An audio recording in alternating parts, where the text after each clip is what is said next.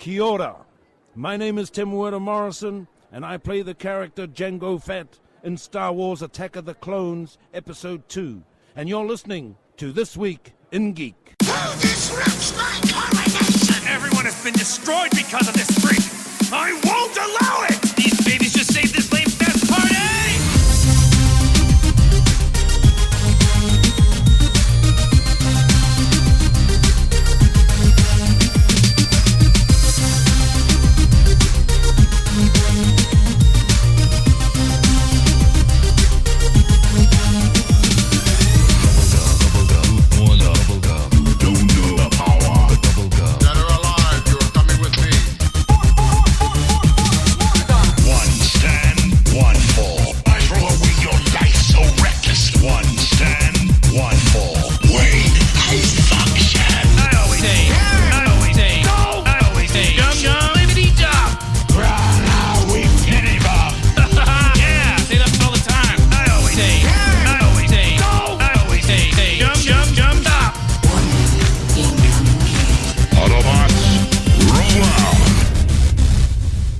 What's going on? You are listening to ThisWeekInGeek.net. I'm your host, Mike the Birdman, but I'm not alone as I trek through the unusual world of the podcasting world. I'm joined by my compatriot, my brother in arms, my hetero life mate, Alex, the producer. Whenever you say hetero life mate, I'm just like, yeah, that's pretty much that's an accurate description, I think. I mean, yeah, we pretty much have each other's back. My wife is mooning me. It's a full moon tonight, so that's the class you can expect on this show. Definitely not safe for work, as you can imagine. So anyways, as we often start off the show, we always talk about what has been going on during this past week. This week has been remarkably busy for me. I've been doing multiple bits of homework. I've been doing some pretty big advocacy work for my work for Indigenous communities and stuff like that. I've actually talked to some really interesting people recently. I've met some of the local Indigenous people. I'm going to be working and having a conversation with somebody in the city of Guelph about what's kind of going on, sort of building some relationships. So that's going to be fun. I do that when this episode airs. I'm probably having that phone call right now. So that's exciting. And this has been a big week for media. The Child's Play series is premiered, and critics have seen the first 4 episodes. I've only seen the first one. And Sci-Fi has also put out its Day of the Dead series, which is based upon the 1985 George Romero classic, which is honestly my favorite Dead movie, but it came a while for me to come to that conclusion as I got older. Polar opposites on the spectrum of how good they are, being they are on the same channel. I know, it's so strange. Like Chucky is written and directed by Don Mancini, the guy who created Chucky back in 1988, and has been involved in every single movie except the remake back in 2019. I was talking with my friend Liam. Which I'll be honest, I did like that remake, but I could see why somebody who was a super fan of the original wouldn't. But it was not a bad movie. It just wasn't a good Chucky movie.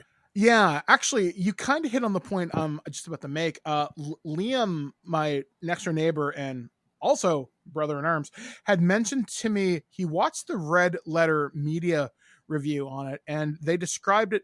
This would be a fine movie if it was called Buddy and didn't have any connection to the Chucky franchise. And I'm thinking, you know what?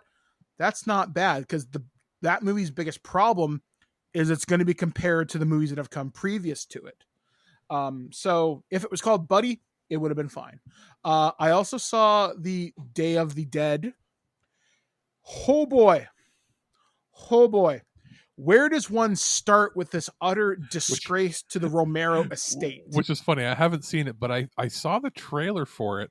It and looked my good. First thought, no. I liked the trailer. The special effects looked good. The few parts where it wasn't rolling at 1,000,000 miles a second, showing clip by clip, the vibe I got was, real bad Asylum Z Nation kind of show. See, the weird thing about Z Nation, I've always heard people say, it understands that it's stupid. It's meta in its stupidity, but it looked bad. Embraces that. Yeah, it looked bad. Here, there's clearly people in the special effects department that care. There's a few references to the original 1985 movie with, I think the character is affectionately known as Dr. Teeth and Bub, but you're like, what's the fucking point?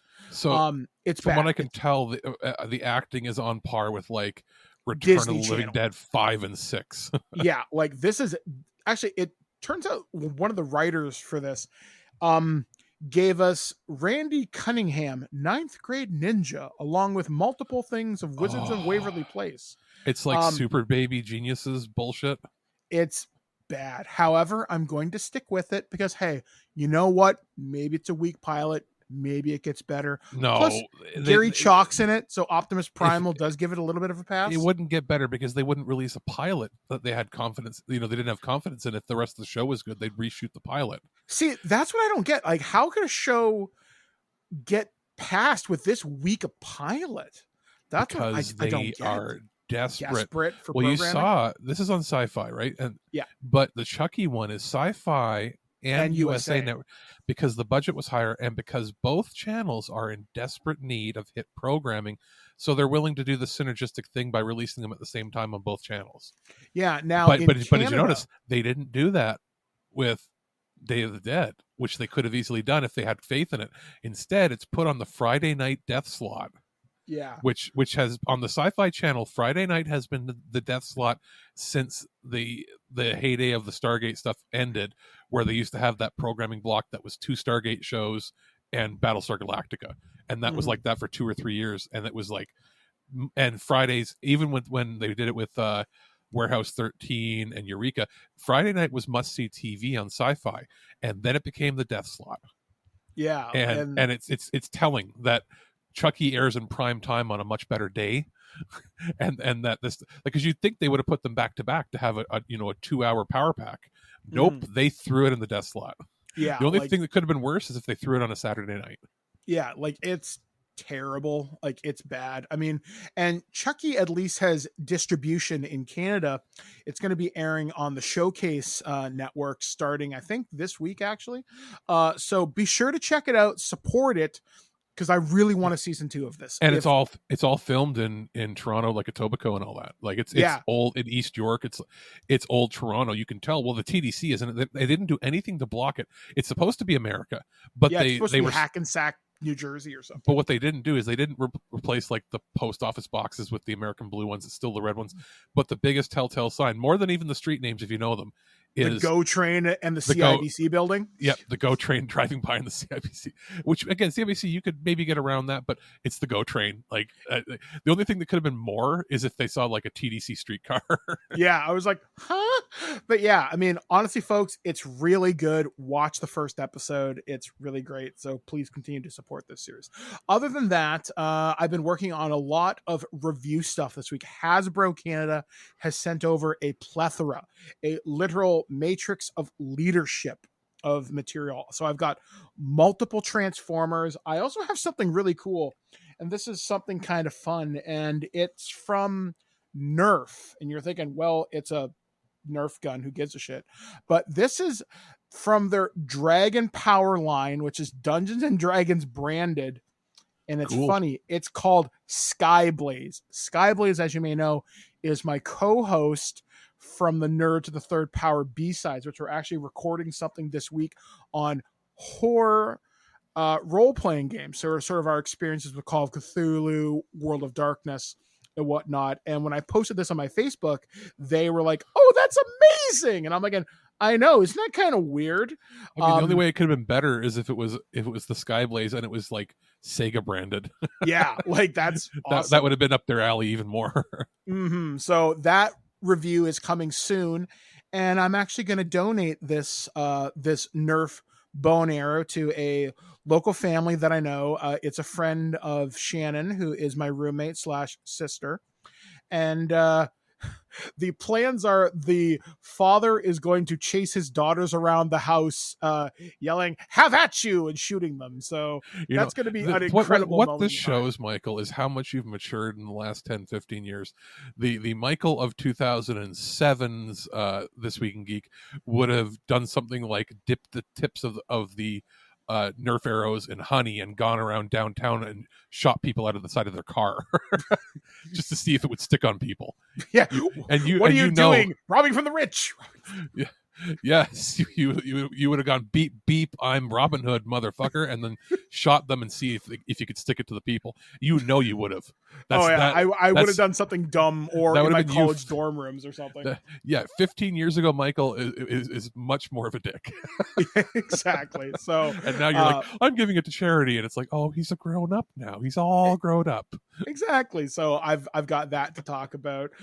Which actually in this show we got a lot of really cool reviews coming up from me this week. You're going to hear my review of Metroid Dread on the Nintendo Switch. Here's a hint, buy it now. And then we're also going to look at my first Transformer, which is from the Studio series, which is more based upon the movie stuff. So think of anything from the Michael Bay universe, but the Transformer I'm going to be looking at today is more specifically from the 1986 movie. We're going to look at Eric Idle's character, the Junkion himself, the Junkion leader, Wreck-Gar. So we're going to talk about him a little later in the show. And Alex, before we ask about your week, what are you going to be reviewing this week? We have the Star Trek, the original series, complete collection on Steelbook. Oh, wow. Cool. Yeah, they've redone the artwork and put them in individual Steelbook cases with a cardboard slipcover. Fantastic. So we will be talking about that. But before we go into the main show, what have you been doing, man? I had basically at the end of the last week caught up on all of my review games. I started playing a few things here and there for fun myself, but I got the Switch OLED edition. So I've been checking out a few games on there, specifically the Cruise and Blast game, because that is such a high contrast, super vibrant, neon, crazy 80s, 90s arcade game, right? And it's clear, it's obvious that playing games that have a high contrast ratio look much better on there. I have mostly a docked player, but I found myself playing a little more from bed, pitch black room, turning the brightness to medium, and just seeing how crisp the colors are. I don't think that Nintendo can ever go back to releasing a console on an LCD screen. Not with how cheap the OLEDs have gotten, and like whatever they do with their next gen console, unless it's only a docked console only, I think that from now on, every screen they have to have has to be OLED, because it's night and day difference. And when I come visit you, I will bring it so you can check it out. Oh man, that'll be cool to see. But yeah, it's a bit of that. I've been catching up on TV shows and getting a lot of things scheduled and ready. Like we've got 3 more episodes, classic episodes, where you did TWIG episodes with James Rolfe, the Angry Video Game Nerd, for Halloween. We've got one that just aired. We've got one coming up the following Sunday, and then there'll be one the Friday before Halloween as well. And I am going to have the daunting task over the next couple of days to edit the next 24 or 26 or so Earth vs. Soup episodes and have them ready to go. We will be scheduled for 2 a week all the way out into the beginning or middle of January. Yeah, so there's going to be a lot of cool stuff coming out that way. Speaking of stuff coming up this week, it's my 40th birthday coming up on Wednesday. So old. I finally crossed into that different checkbox when you go to, what is your age range, sir, ma'am, or other? And that's going to be you'll be a thing. You're not middle-aged yet. Middle-aged is like it used to be, it was 40. Now middle-aged is 50 to 55. Okay, right? So that makes me feel a little less crappy. Yeah, because it's technically the ratings group, or like the demo group, is 18 to 49. Mm-hmm. Is the now there sometimes they'll say 18 to 39 for certain advertising, but generally 18 to 49 is the adult group. And then you have 50 to 64 is like the middle age. Then you have your seniors. Yeah, it's gonna be a thing. So you got 10 more years before you're middle aged, bitch. Wow. And here I am thinking it's middle age right now. I guess I'm still stuck in that 1980s thinking. As far as prime television ratings, it's 18 to 34, and I turned 35 in February, so I will officially age out of the prime marketing age group. and I'll be in the regular television adult group, meaning, I mean, it makes sense. The last few years I've shifted my viewing to watch things on CBS more than anything.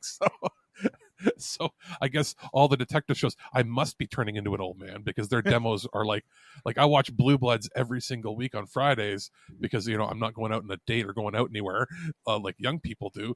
And I'll look and be like, oh, it was the highest rated show of the night. It got like 18 million viewers. And you find out like 12 million of them are over 65. And it's like, it's old people and me that are watching it.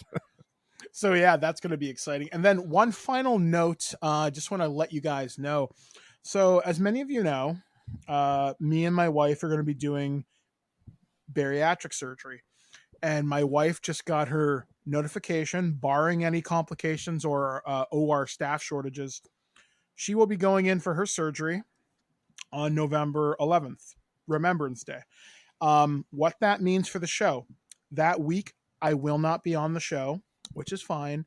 And this week coming on the 23rd, I'm taking it off for my birthday, but also to catch up on some material as well. So Blair will be starting her OptiFast, which is my liquid diet, which turned me into a little prick for the better part of 2.5 months. She starts that beginning Thursday on my birthday. So she's going to make one last fun meal for herself before she starts prepping this liquid diet, which is about 900 to 1,000 calories per day.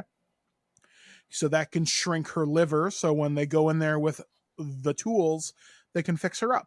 Yeah. So and as you know, you remember that the first week is the hardest week to do that. The first week's the hardest. It's where you're cranky and your metabolism is shifting around. She'll be fine once she gets into the routine. Exactly. I find week 2 so much easier.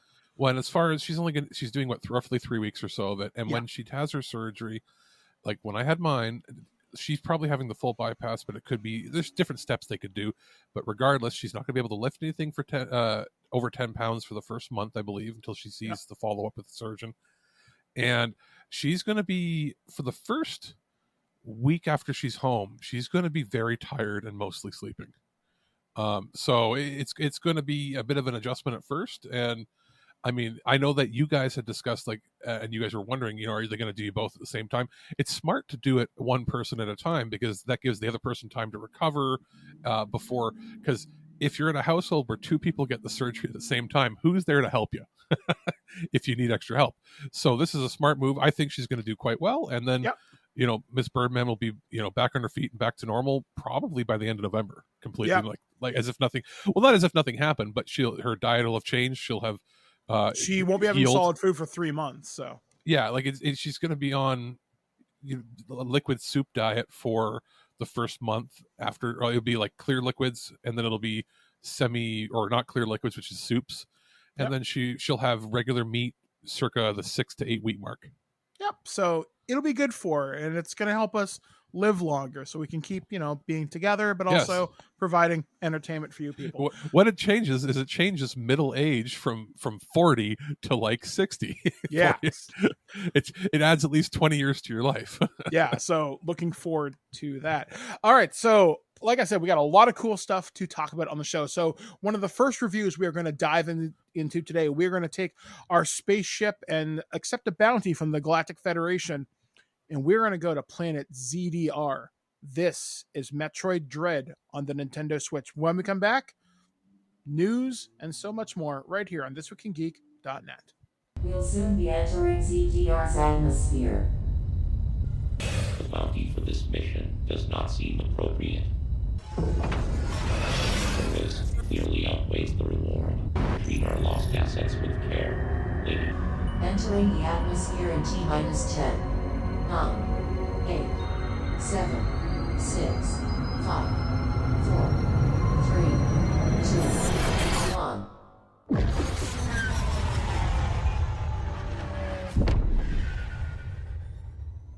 Hey guys, this is Mike the Birdman here, and I'm here to talk about one of the latest games we got for review from Nintendo. A review code was provided to us. I'm talking about Metroid Dread for the Nintendo Switch. This is the latest entry into the Metroid series. Obviously, we've had Metroid Prime last on the Wii and the Wii U, if you count Metroid Prime Trilogy. We've had multiple games for the Game Boy Advance, and most recently we saw Samus in Samus Returns for the Nintendo 3DS, if I remember correctly. So this continues kind of the mainline story of Metroid, where Metroids are essentially extinct. The X-Parasite has been taken care of after Metroid Fusion, but you are sent to a new planet, ZDR, where a X-Parasite has been sighted in the wild.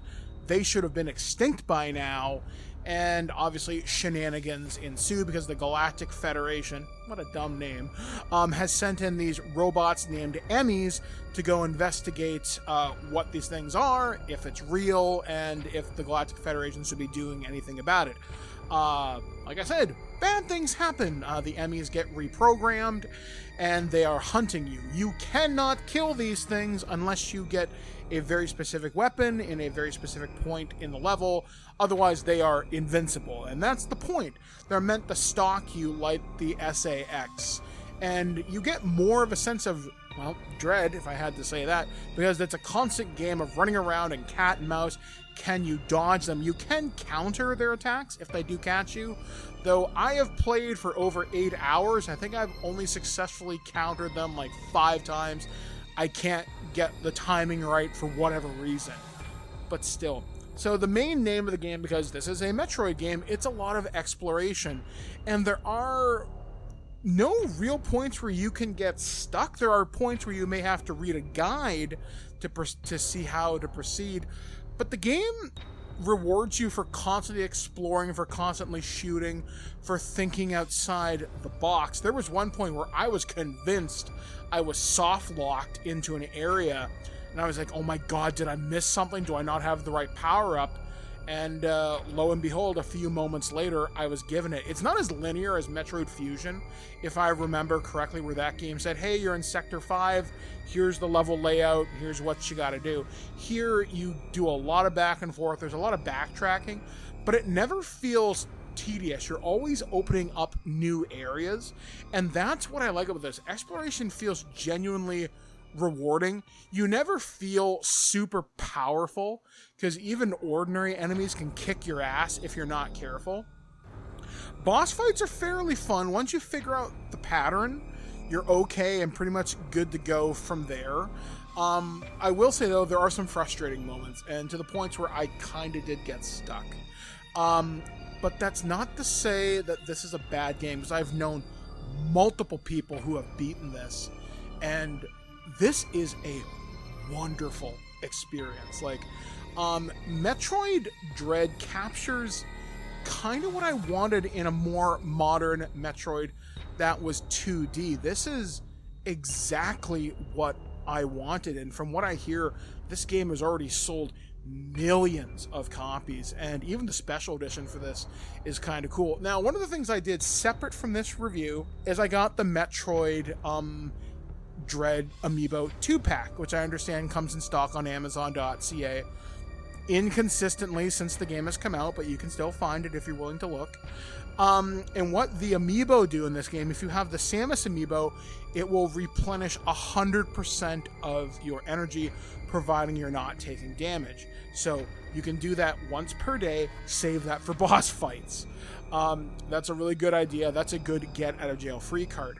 When you scan the Emmy, it gives you a refill of about 15 missiles or so. Again, you can do that once per day. I think you get a buff. I think one of them is a permanent boost to one of your abilities. I don't remember offhand which one it is. The Amiibos, I think they're actually really nice. They're really nicely sculpted. The Emmy's probably one of the nicer Amiibos I've ever owned. The Samus one looks a little awkward, but I love the kind of coloring about it.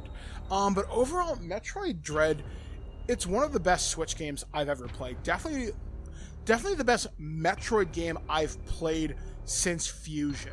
Fusion is probably my favorite Metroid game. If I had to rank my top 3, it would go Fusion, Super Metroid, and then this.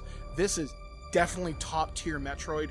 If you're a new fan of the franchise, you're going to be a little lost, but there's tons of videos online explaining the kind of timeline, and I really hope this demonstrates to Nintendo we do want Metroid Prime trilogy remastered, which has been rumored for years now at this point.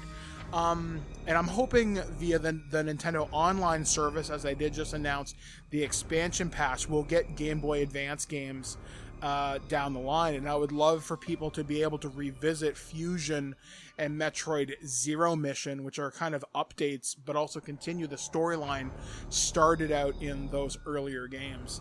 And if you still have a Nintendo 3DS, Samus Returns is fantastic. But if you've got a Switch and the Switch OLED model, Metroid Dread is one of the titles you absolutely must own. It's difficult in the right ways. It's accessible enough that rewards you for thinking. And if you're willing to stick with it, you are going to get a really good Metroid experience. I love Samus Aran as a character. I am so glad this tale continued, and I cannot wait for the next Metroid game. So Nintendo, if you're listening, and I know you are, give us more Metroid, because this was awesome. Once again, this was Metroid Dread for the Nintendo Switch. A review code was provided to us. The Prime Minister of Sweden visited Washington today, and my tiny little nipples went to France. Gossip, rumors, panic in the streets. We're lucky. This Week in Geek News. Welcome back to This Week in Geek. I'm, of course, Mike the Birdman. He's Alex, the producer. And, of course, we have to bring things around the world to you to deliver news, commentary, and maybe some laughs along the way. So our first story comes courtesy of Kotaku. And what a coincidence. We're talking about Nintendo, as we just reviewed Metroid Dread, which definitely got a recommendation from us. But the first story comes courtesy of Kotaku.com. And the headline reads, "You'll have to pay more than double for Switch Online if you want N64 games." In September, Nintendo announced that it would make N64 games available as part of its Nintendo Switch Online service. At the time, Nintendo withheld the pricing info, leading some to speculate about how steep it would be. Today, last week, we learned we got our answer. Nintendo Switch Online plus Expansion Pass, official name, expansion pack, will run you $50 a year or $80 if you opt for the family bundle. Nintendo Switch Online, which typically costs $4 a month or $20 a year, allows you to play multiplayer Switch games like Super Smash Bros. Ultimate with other players via the internet. What's more, subscribers also get access to a library of more than 100 classic NES and SNES games. And I use the word classic remarkably loosely here. Starting October 25th, you'll be able to upgrade to a premium version of the Switch Online that includes N64 games and Sega Genesis games in the library. For $50, you'll get access for a year. You also get access to Animal Crossing's New Horizons Happy Home Paradise DLC. That's the $80 family plan. Meanwhile, grants you a year of access to you and up to 7 other Nintendo accounts. At the moment, there's no pricing info for 1 month or 3 month memberships like those available for the standard Switch Online membership, and it's unclear whether or not Nintendo will add them in the future. Nintendo did not immediately respond to a request for comment from Kotaku. So some of the games that will be available at launch for the N64 Online will be Dr. Mario 64, Mario Kart 64, Mario Tennis, Sin and Punishment, Star Fox 64, Super Mario 64, The Legend of Zelda, Ocarina of Time, Win Back, Covert Operations, and Yoshi's Story. The Sega Genesis offerings are a bit deeper, featuring 14 games including Sonic the Hedgehog 2, the hilariously named Dr. Robotnik's Mean Bean Machine, and Strider. There's more games here, but whatever. Nintendo is also selling special Switch controllers modeled after the original Genesis and N64 gamepads. They're $50 a pop. Interestingly, while original N64 controllers required a rumble pack accessory to generate force feedback from vibrations, Nintendo's pre-order page for the N64 Switch controller confirms that it comes with the functionality built in. Taking bets on how much the rumored Game Boy and Game Boy Color expansion pack will cost. $50? What's this going to... That's US dollars. What's this going to cost up here? I'm looking. They don't say on their website. And I checked the press release we received as well. No Canadian. Nothing? There's pricing for everywhere else. I'm logged on to their website right now. And I want to see what the cost is to do the upgrade in my case. And what's it going to be for people? Like, we've already paid for the year. Like my they're making you pay if you want it. Well, I think mine's up in December, but let's say you wanted to upgrade it to the new one. I think you have to do a prorated upgrade. So let me see here. I think I'm part of somebody's family plan, but here's the thing: I bought a membership, and now it says, "Hey, you're part of a family plan." Like, wait, what? I think you might have been on Justin's when you both went in on that at one point. I think so. I don't know. I mean, if he wants me to PayPal him some money, I will. But I was like, okay. Yeah, like I'm trying to see. It's not even that easy on the website to find my subscription status. I think you have to go through the actual Switch console. Let me see here. Switch Online. Here we go. Nintendo Switch Online on the website. It's $24.99 for the year. That's what I have. Yep, that's what I paid. I don't see an option to upgrade on the website. I think you have to purchase it. I don't actually. It's not available yet, right? But it's not. If it's $49 American, and what was it, 19? Yeah. Expect this to be $59, probably Canadian. That's just based not on that. Terrible, but it's more. It's but it's 2.5 times the price. Yeah, I mean now it's a 250% increase to add $10 worth of Sega Genesis games that you can literally get for $10 in the Sega Genesis Mega Pack that has more games, and to get some N64 games, like 8 of them. Yeah, it's not necessarily good deal. Now they may end up at Nintendo offering me, like they did last time when they launched the service, hey, would you like to check out the expansion pass? And I'll get it and try it out, but they're going to have to add a fair bit more or lower the price to make it justify its cost, because sure, it comes with that expansion pass for Animal Crossing, but as well as that game sells, that's like only 10% of the players that play on the Switch even have that game. So unless they said, hey, this is going to include the season's passes for every game that's first party, like if they're like, hey, this includes all the first party DLCs and whatever, then I could say they could even charge more.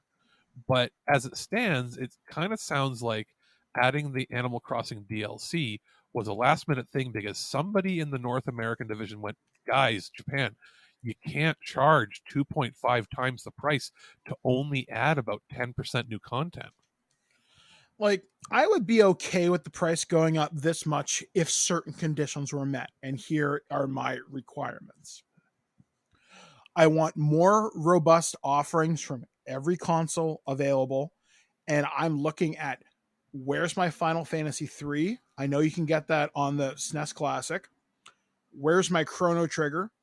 Where's my Earthbound? You add more of those type of titles in, we'll have a conversation. Well, but again, those are just the Super Nintendo ones. Like on N64, give us the titles that are, Winback isn't as common, but give us the rare titles. Give us Ogre Battle 64 that's like $150 to buy. Yeah, or add in give me where's Wave Race and Pilot Wings? Like those have been absent from everything. Like it's kind of crazy. Where's F-Zero? Where's some of like the stuff like Blast Core or some of the rare stuff that they've worked out deals in the past with Microsoft to get rare titles. Where's was it Jet Force Gemini? Is that the game? Yeah. Where's where are those games? Where's Mischief Makers, my favorite N64 game? Like where are these titles that would justify having to license it when all the N64 games are first party? Yeah, so it costs them nothing. Yeah, and then where's Sega? You're telling me that Sega is a handful of Genesis titles that have been released on every platform for less money as a one-time payment. You're telling me that is what's justifying a 250% increase in price? Yeah, like something isn't right here. Now, if you told me for that price, they would look at the Wii and the Wii U's Virtual Console, and you would match it, I've got no problems. Or if they wanted to raise it, and if they changed it and they said, "Hey, we're going to make it $79 American and $100," you'd be like, "What?" 100 Canadian, if they said, hey, it's now going to be 5 times the price, but it includes 50 games from the N64. Dreamcast. Well, no, they can't do that because there's not enough. Their limitation is their stupid storage. 32 gigs and 64 gigs on console isn't enough. Like Dreamcast games are at least a gigabyte.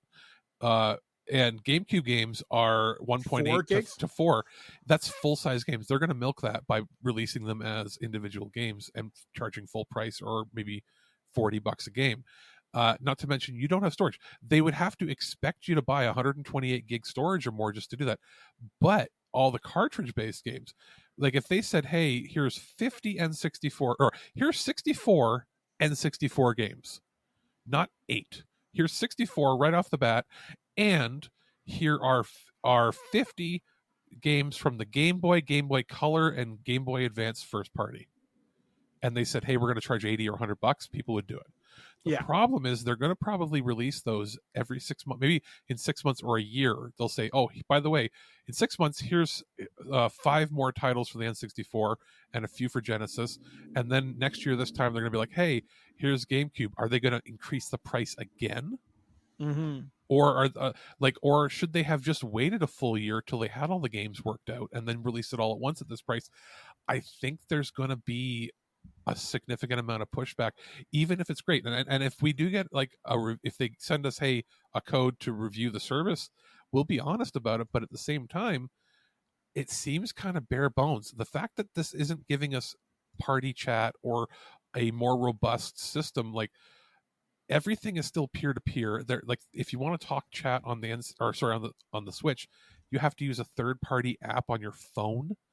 And that's a pain in the ass. Not to mention their online service. The biggest complaint everybody's had is how horrendously bad their online services are for matchmaking and for just having a stable connection. It really hasn't changed in 20 years. And they're now charging 2.5 times the price and not changing anything on the back end. It's kind of Nintendo being Nintendo and not actually understanding how the world works or their competition works. Because do you remember when PlayStation Network, the PS Plus, increased its price? I don't know what it was in the States, but it increased in Canada from $59 to $79.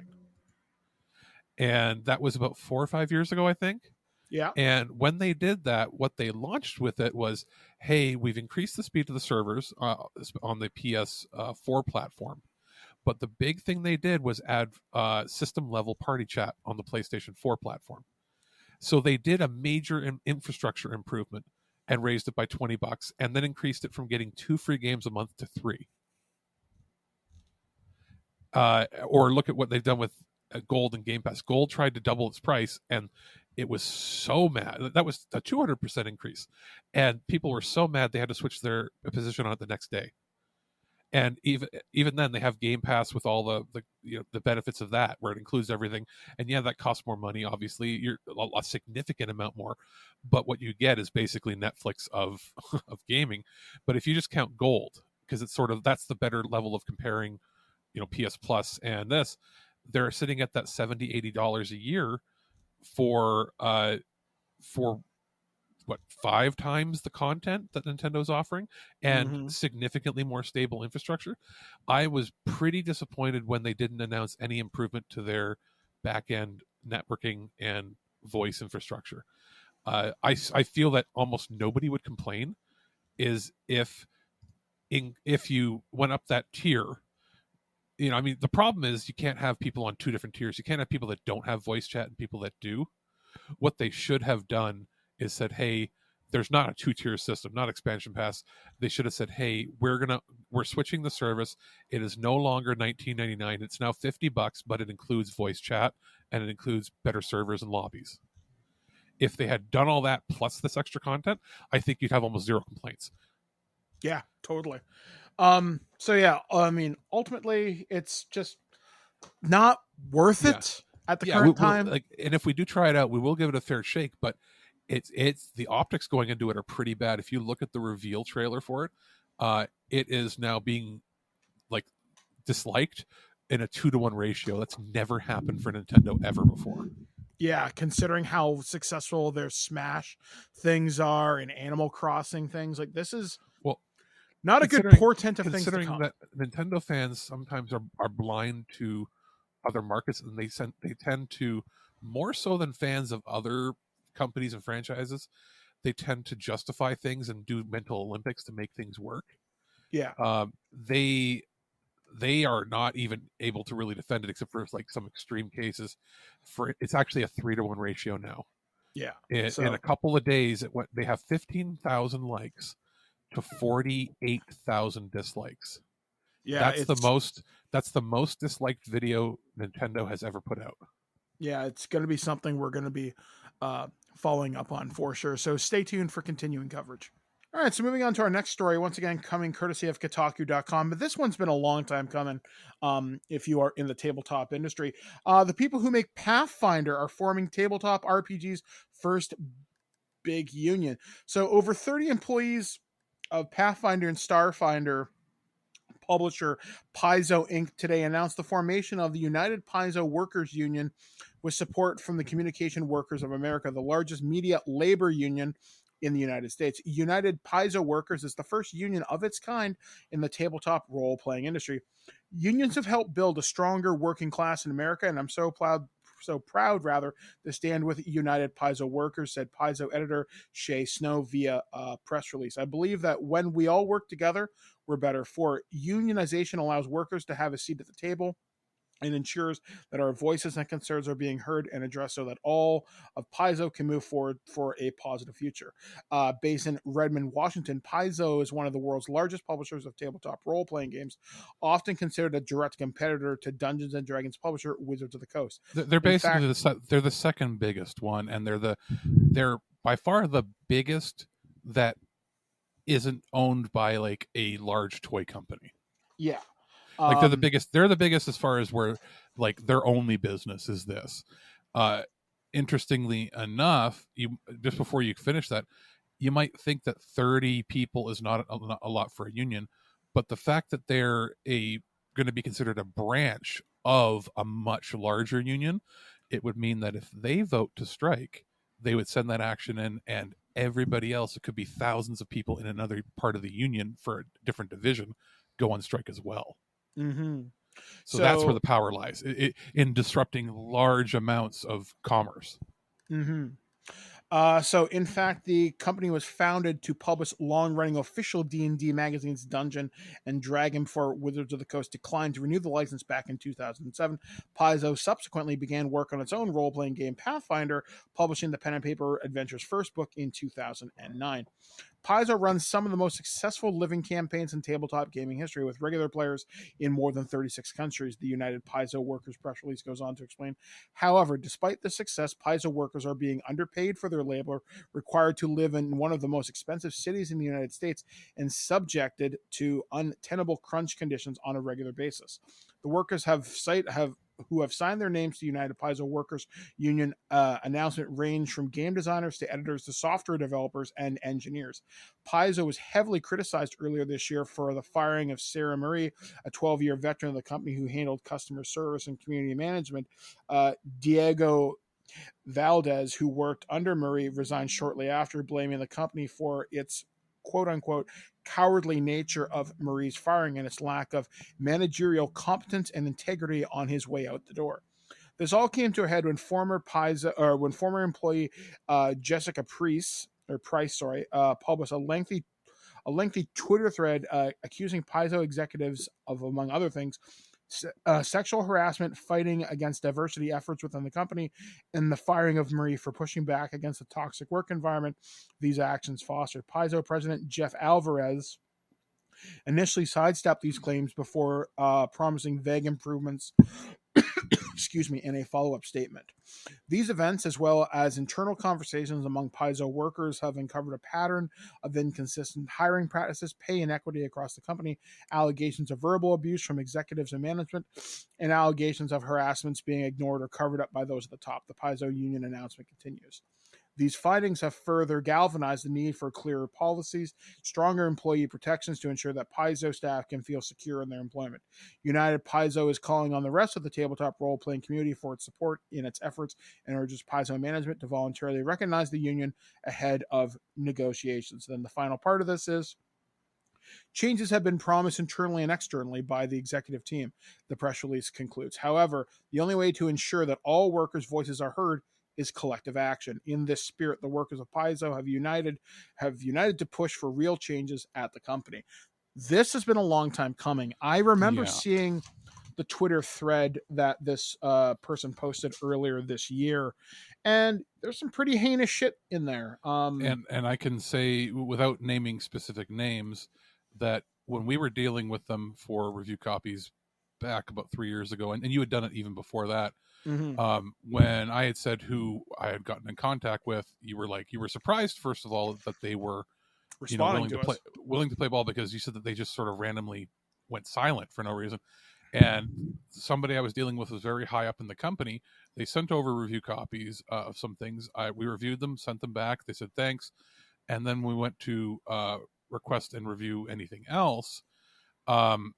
We either got sidestepped or put around, even after being told they liked the content, they liked what we produced, and they were happy with it, to the point where then I started hearing things about a couple of people that we were in contact with, where it was like that they were surprised too that we received anything, because these particular people were notorious for not being honest in general in their business practices or how they operate.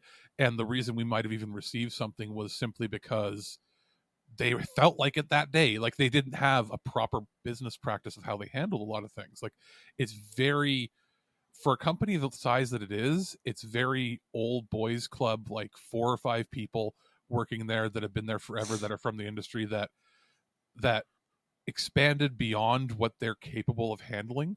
Yeah, like there were some people that I dealt with there many years ago that were very good to me. However, when I got put in the hospital for my amputation back in 2017, the last book I received, I think, was called Something of the Crimson Throne. And I couldn't review it because I was literally just coming out of the ICU. I'm like, I'm not near a microphone right now. I mean, I can read it, man, but you got to give me some time here. And that's fine. I mean, we reviewed Starfinder and some other stuff, and they were really good to me when Pathfinder was before its second edition. Yeah, when really Starfinder launched, that's when I contacted them. So shortly after, I think 6 months to a year after. And I contacted because you had said, hey, they're not talking to me. Maybe if you talk to them. So I did, and they did. And the response I got that was odd was I said, oh, I'm in charge of doing this. I'm going to be taking over duties for this. It was good because the previous guy was unreliable. And I had explained your situation, and they said that basically, well, that's too bad. Yeah, that's not oh, hope he gets better. It's, well, it's good that somebody else is taking over. And then I was like, that's not cool. And then they sent over the products, which was good. They did that, did our reviews. They're happy with it. And then complete silent treatment. And then, like 2 or 3 months later, from the same people, receiving emails saying, would you like to review this unit? And I responded saying, yes. They said, well, have you ever reviewed anything for us previously? And this was from a person that I was directly in contact with, that they didn't remember me from 3 or 4 months earlier. But say, yeah, your internal records should have shown. And this is somebody very high up in the company. Yeah. Who should have, and I even explained, I then showed the email thread and received no response from them for 2 years. Yeah. So okay. We went, no, exactly. Like, we know from a PR standpoint that, like, they'll randomly send out PR emails. Would you like a review copy of this? We don't even respond to it because what's the point? Like, and we had discussed that, hey, something's not quite right with, like, if this is how they're talking to the media and to influencers and to reviewers, if maybe it's just us. And then I started seeing more and more people saying the same things. Something was rotten in Denmark. You know what I mean? Yeah, exactly. It's not quite right. So maybe this will force change. I thought it was just writers that were unionizing, but it's everybody that's not management. Yeah, which tells you there was serious problems in every division, not just the marketing department. Yeah, like, honestly, I think if this spreads to other companies, I think the D&D guys need to get involved for sure. Yeah. If Wizards joins with them, they'll probably change the name from the Paizo. It'll probably be like the Paizo tabletop, or it'll be like PWI. It'll be like Paizo Wizards and Independent Game Makers Union or something. Yeah, and they'll have to do it because if Wizards joins them, that's doubling or more the staff that would be involved. And if Wizards and them go into it, then it's only a matter of time till the medium-sized ones like Free League is actually pretty small, but like if you looked at, isn't it Chaosium or something like that? Modifius and Chaosium, but I think Modifius and Free League and them, a lot of them are, I don't know if they have full-time employees or if a lot of it is a few people that work for them and then it's work for hire stuff. I think Chaosium actually has people, or is it Catalyst Game Labs that has people on staff? Catalyst Game Labs is fairly sizable because they do BattleTech, they do Shadowrun, and they do a bunch of minis and stuff like that. Don't be surprised if, because it's interactive gaming like that, if it then extends to two other categories, that'll be the last one. If it does that, they'll have a union with 10,000 people. Yeah. It wouldn't surprise me. But they should. What might come next, though? Board games, because of how deep and involved and wargaming. If they get the Warhammer people in, or Gale Force 9, if they get Gale Force is sort of at that medium level, but if they get was it Games Workshop involved? Yep, that's the biggest one. That's probably as big as both Wizards and Paizo combined when you consider that they dominate like 90% of the wargaming marketplace. Mm-hmm. Plus they have their, like if they get if they get Wizards and Games Workshop involved, everybody else will want to join. Because and then once they have all that, then you get, all it's going to take is somebody, and it would be somebody from like, I don't know, Activision or EA. If they get one of the big companies going, hey, all the tabletop and interactive paper games are in. If one of them joins, then the entire domino effect happens and every single major publisher joins. I hope it does happen. I really do. Because right now that's the only, like, the gaming industry is like the only unregulated and ununionized industry left in media. I mean, some of the people that I talk with in the tabletop industry, some of them are treated remarkably well. Some of them are paid remarkably well. Yes. Others, not so much. But you know what? You know how fast that can change if the person that's in charge of the medium-sized company changes management? All it takes is for, let's say the three original owners, perhaps, of one of these companies that puts out like really high quality games. Let's say there's two or three of them that have been there forever. If they just decide to move on, your entire culture changes and the entire pay structure changes. So it could be completely different, and we never know. Yeah, like I'm hoping this helps obviously people that are on staff, but I hope this means better working conditions for freelancers too. And I hope that you can pay some kind of a due or something to become a part of this union or to be represented by it, because I myself have aspirations to enter the tabletop industry. Whether I do or not, I still haven't decided yet. Yeah, like I could see being work for hire for, let's say, the first 2 years or 3 years that you enter the industry because you want to build a reputation. Mm-hmm. But if you get hired to write for a line, and we're not talking like, oh, you contributed a splat book. If they hire you to write a source book, you should be on staff and you should be represented by the union, especially if they give you a deadline. Not like, hey, I wrote a book, would you publish it?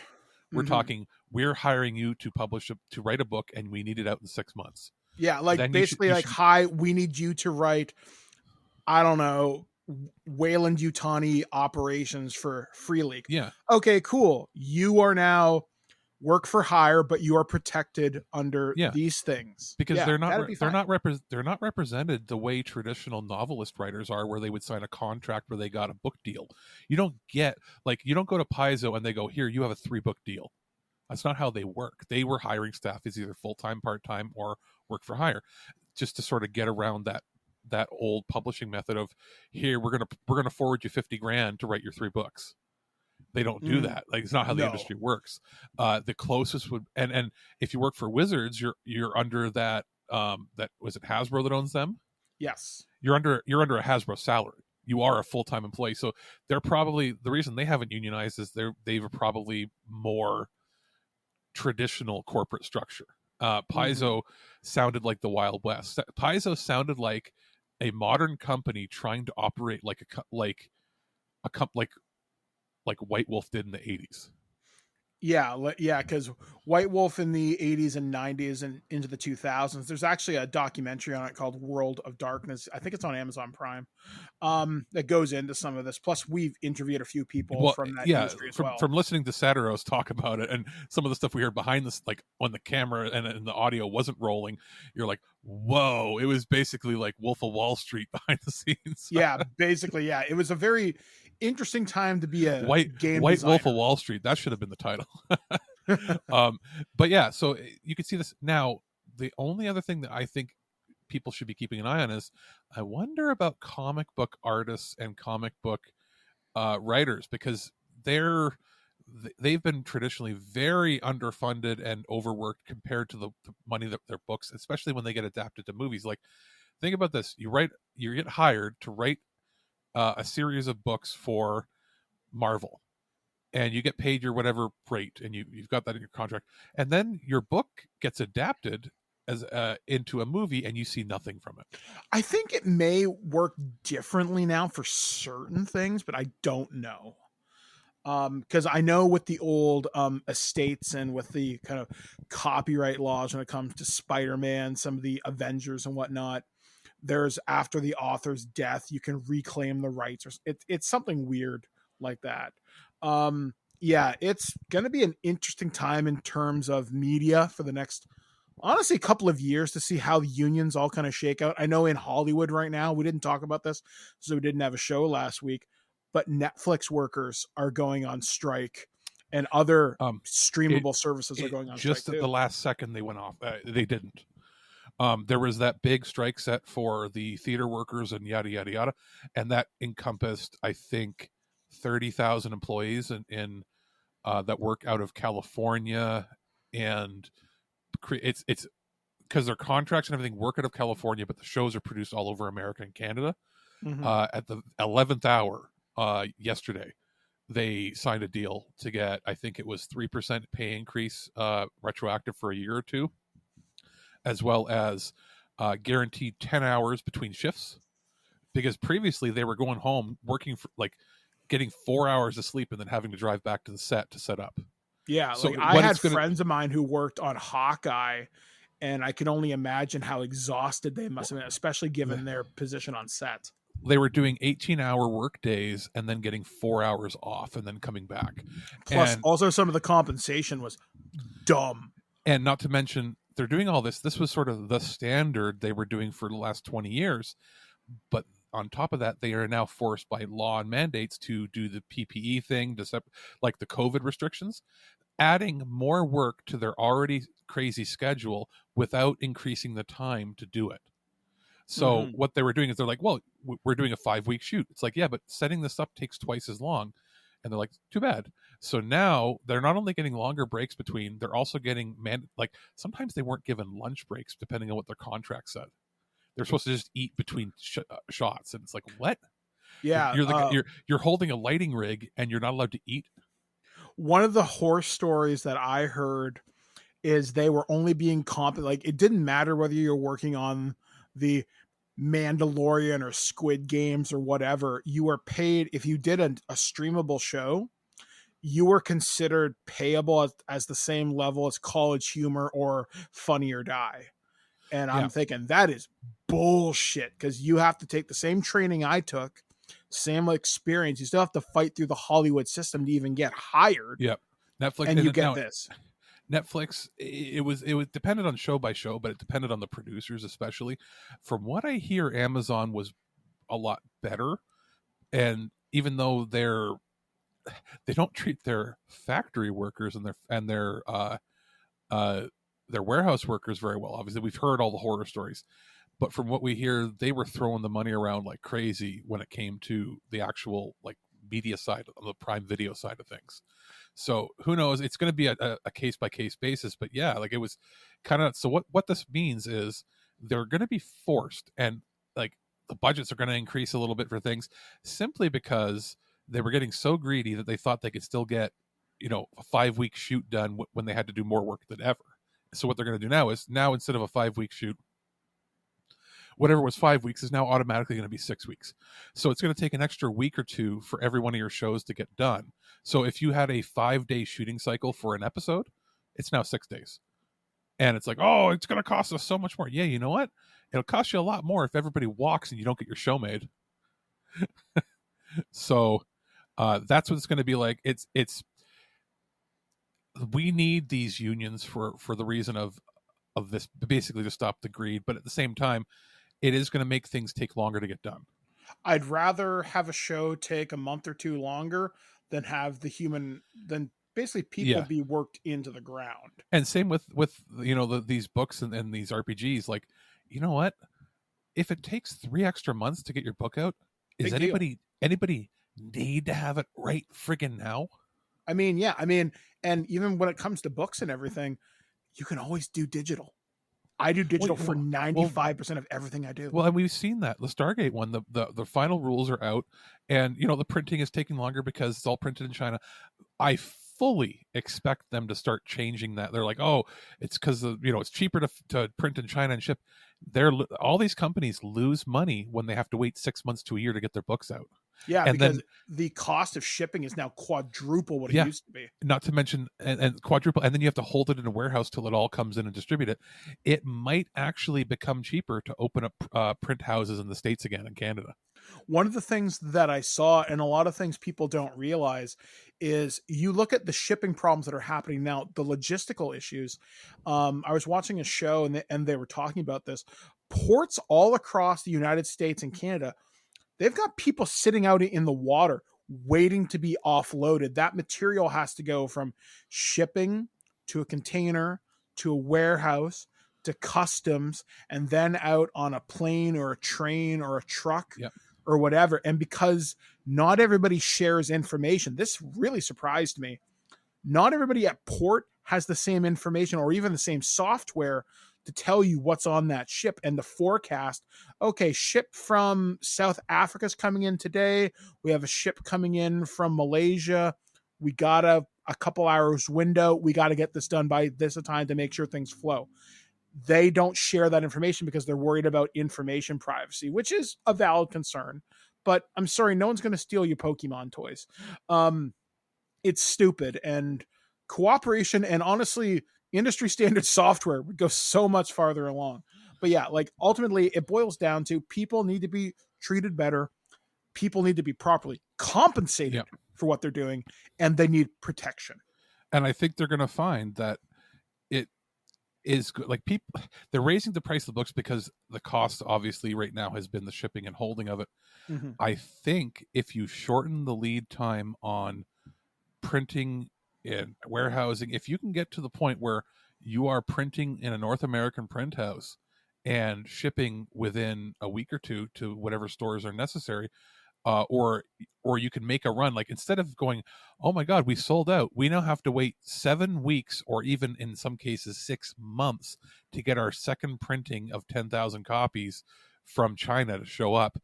If they can go, hey, we can do a 500 print run every week if we need to, and it still would end. And even if it ends up being roughly the same price, like, oh my God, the printing cost is so much more here. Yeah, but your storage and logistics costs are 10% of what they are if you get it shipped from overseas. There was a company that I grew up in my town. I can't remember what the hell they were called, but they were a fairly large industrial printing press. They printed magazines, they printed books and everything. And they went out of business in Owen Sound in like the early 2000s. If you put manufacturing and printing presses, you can bring jobs back.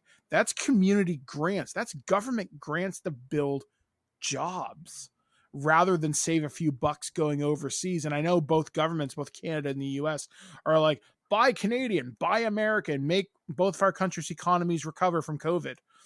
You're going to have to invest. You're going to have to deal with some higher cost at first. You can get money for doing things like, oh, we're doing ethical printing. We're planting trees for every so many pages we print, we plant a tree. Well, guess what? That comes back to them in grants from the government anyway. Yeah. So you're getting it printed in China. They're just deforesting everything. It's gone. Yeah. Whereas if you get it done here, if you're spending, if they're like, oh, the price of an RPG book went from $60 for a hardcover to $85, it's like, you know what, keep it at $85 if it's printed here, but then in the back pages just say, by the way, your book goes towards planting new trees and replenishing the redwoods or something, whatever it is, right? Mm-hmm. There's a value there, but the other biggest value is how swift they can come to market. And I don't just mean like from the time that the book is ready to go to when it comes out. I'm talking that having those 6 months at a time where your book is out of stock, every single time that happens, you lose a customer that doesn't want to buy it. Yeah. And not everybody wants to go to drive-through RPG and get digital, because digital can be lost.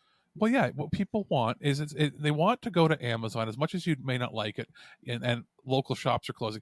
People want to go to Amazon and go, convenience. I want this book in 24 hours. Or if the book is sold out and when they see it, say, it'll be back in stock in a week. That's what they want. They don't want to be told, oh, the book is sold out, so now you got to pay triple the price in the aftermarket, or wait 6 months to a year till we can republish more and get more from China. They want consistency. If your book is in stock every week or two, you'll sell more in the long run, even if your cost of printing is higher. And I think a lot of people just don't see that. And maybe they are seeing it now because of what COVID did. Yeah, like COVID is going to restructure the economy in some pretty drastic ways, hopefully for the better. We'll wait and see. Yeah, and these unions are the first step. Yes. So our final story this week comes courtesy of The Verge. You may have heard of a little thing called the DC fandom, which happened over the weekend. And these are some of the biggest announcements that came out of fandom this week.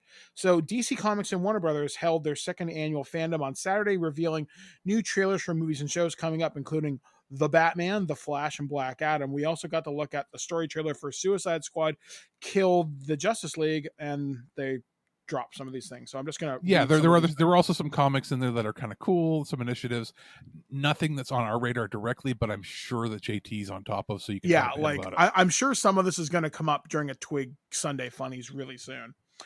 So the first thing they showed off was the second trailer for The Batman, and at last fandom saved the reveal for the very end of the day. We're not even sure if he thinks he is a hero, but Robert Pattinson's Batman is definitely going through some stuff. We didn't learn a heck of a lot more about the characters in Matt Reeves' interpretation of the Dark Knight saga, but the trailer showed off a Selena Kyle Catwoman who seemed to be the master of disguises, a Riddler with a much scarier vibe than we've seen in previous iterations. After several pandemic-related delays, The Batman comes to theaters on March 4th, 2022. Next story, an early look at Dwayne Johnson as Shazam's anti-hero Black Adam. Dwayne Johnson's Black Adam has been in development for years, but the long gestating film is almost finally here, as a teaser trailer showing off not just Johnson's character, but also several members of the Justice Society of America who will be making their debuts. Johnson himself made an appearance at fandom and said he was born to play Black Adam. Before introducing a scene from the movie, which saw some archaeologists who should know better, frankly, hit Black Adam with a blast of electricity. In return, he disintegrates one guy, catches a bullet out of thin air, and then levitates away. Johnson tweeted the clip on Saturday. Black Adam hits theaters next year, July 29th, 2022. I believe they just a few weeks back wrapped final photography, and they went full force into post. I had no idea. I don't know how I missed it. That Pierce Brosnan is Dr. Fate. Yeah, it's such a weird property to adapt to. Like, Black Adam is one of Shazam's bad guys. He's the anti-Shazam. He's an asshole. And there's no other way to say that. But and he's the good kind who doesn't realize he thinks he's the good guy. And well, it's so weird because like most of my experience with Black Adam comes from the Injustice video games universe. And I'll say this about the Injustice movie. Oh boy. But yeah, there's hopefully to be good. I mean, it's The Rock. Do I expect any less? No. So it'll be James fine. Bond versus The Rock. Yeah, I mean, it should be at minimum fine. At best, it'll be awesome. So we're looking. I think it's inspired casting to cast him as Dr. Fate. Mm-hmm. Like they've been killing it. I mean, they already cast one Bond, as Dr. Niles Calder in Doom Patrol with Timothy Dalton. So maybe we'll get Daniel Craig and we can get all three of them in a scene together. That would be actually kind of cool. And so the next trailer that dropped was Suicide Squad Kill the Justice League. Announced last year at Fandom, the first game from Rocksteady Studios, the team behind the beloved Batman Arkham series in nearly 6 years. Suicide Squad Kill the Justice League showed off a new trailer at this year's event. The game is set to debut on Xbox Series X and S, PlayStation 5, and PC in 2022. Should be cool. I'm looking forward to it. I just want to play as Captain Boomerang personally. Because I love that character. And you know what? I don't feel like I did when I watched the Marvel games from Square recently, where the characters look so off from what we're okay with on the cinema versions that they just felt like cheap Kmart versions. These are different designs, but for some reason they seem to work better. Maybe they're just better designed. I think so. But, well, we also haven't had much really from this. I mean, we've had Margot Robbie as Harley Quinn since Suicide Squad back in 2016. King Shark we've seen in the Flash TV show and from the Suicide Squad. And he seems a little smarter here. Yeah, he's smarter here. We get Deadshot, which we only really saw Will Smith, and Jai Courtney's played Captain Boomerang. I don't know whether Captain Boomerang, he showed up on the Flash TV show, right? Oh, I think everybody has at some point. Yeah. I haven't paid as much attention the last couple of seasons because the show's been kind of, but it's kind of lost its way as it went on. They probably didn't expect the show to last this long, but as far as the game goes, it looks cool. Maybe it's just that the graphics in general are 10 times better than anything Marvel's been putting out. Yeah, which is, I mean, the only Marvel game that's worth playing is Spider-Man on the PlayStation, be it 4 or 5, and Miles Morales. And that upcoming XCOM style one looks to be intriguing. Yeah, so hopefully that'll be cool. The Flash teases a multiverse meltdown. It's not just Marvel dabbling in the multiverse these days. The long-delayed The Flash got a sneak peek at Fandom, bringing not just Ezra Miller's super fast hero, but also the return of both Ben Affleck and Michael Keaton's version of Batman. It seems like they're refilming the whole freaking movie, though. Like, they were done. They finished filming that movie like 2 years ago. And the talk was they were going to reshoot almost everything because they didn't like how it turned out. Also, Ezra Miller's kind of a shitbag in real life. Yeah, so I've heard. I don't just for robbing people, being kind of a horrible human being in multiple videos. And for some reason they wave their hands like, "Oh, don't look here," and because they're so invested in this movie, they can't they'll lose $200 million if they fire him. It's funny you mentioned this. So I was talking with my roommate Shannon, and she brought up an interesting question to me. And she said, "Mike, why is it the DC stuff doesn't seem to hit as well as the Marvel stuff does?" And I explained it to her. This is my personal theory. Hear me out. When Iron Man hit back in 2008 with Jon Favreau, it was a success, and they put something fun at the end with the Avengers Initiative and Nick Fury shows up. Cool. They had an idea. And as things went forward and they developed the MCU, which we know and love today, there was always a Bible, there was always an idea and a good plan that was adaptable. Like if a certain movie didn't happen, what could they shift around? Like I know Ant-Man had a troubled development cycle and stuff like that, and Age of Ultron sets up some things that aren't really followed through with. But there was always a consistent plan. Once they finished phase 1 and got into phase 2, it got rolling. Yeah, basically things really worked with Captain America, the Winter Soldier. And you look at how much Marvel has stumbled in TV with the exception of the new Disney stuff, and you could make a pretty compelling argument for the Netflix stuff with the exception of the Defenders and Iron Fist. But there was a plan with DC. Now that they're tapping into the multiverse thing, DC, I think, because the Snyderverse is effectively dead. Even the canonical Justice League is the Joss Whedon version. The big problem is Snyder is a terrible filmmaker. But everybody seems to think he's this Joss Whedon, they picture him in the same league as all the Marvel directors. but look at everything he's ever made. He honestly, has a terrible eye for color and for scene composition. Everything is a green screen. Everything he does is a green screen. It's either washed out and looks brown and gray or almost black and white with no saturation. And you can have a dark and dour movie like the Joker movie that came out, but the Joker movie was very, very well made and looks good and feels like it's a real lived in place. Everything Snyder does is in front of a green screen with plasticky looking special effects that look like they're straight out of a video game in the late 90s. I don't know. He is horrible. He's a horrible director, and they should not have anchored the entire series around his stuff. I'm actually going to go to bat for his version of Justice League. I enjoyed it a lot more than I thought I would. It's long, which is a problem, but it's really good. Look but at the all problem. The Batman versus Superman, they all look like a green screen movie. The problem, I think, is the sequence of storytelling, because you go from Man of Steel, which was arguably a rough start to make Superman not who I envisioned him to be.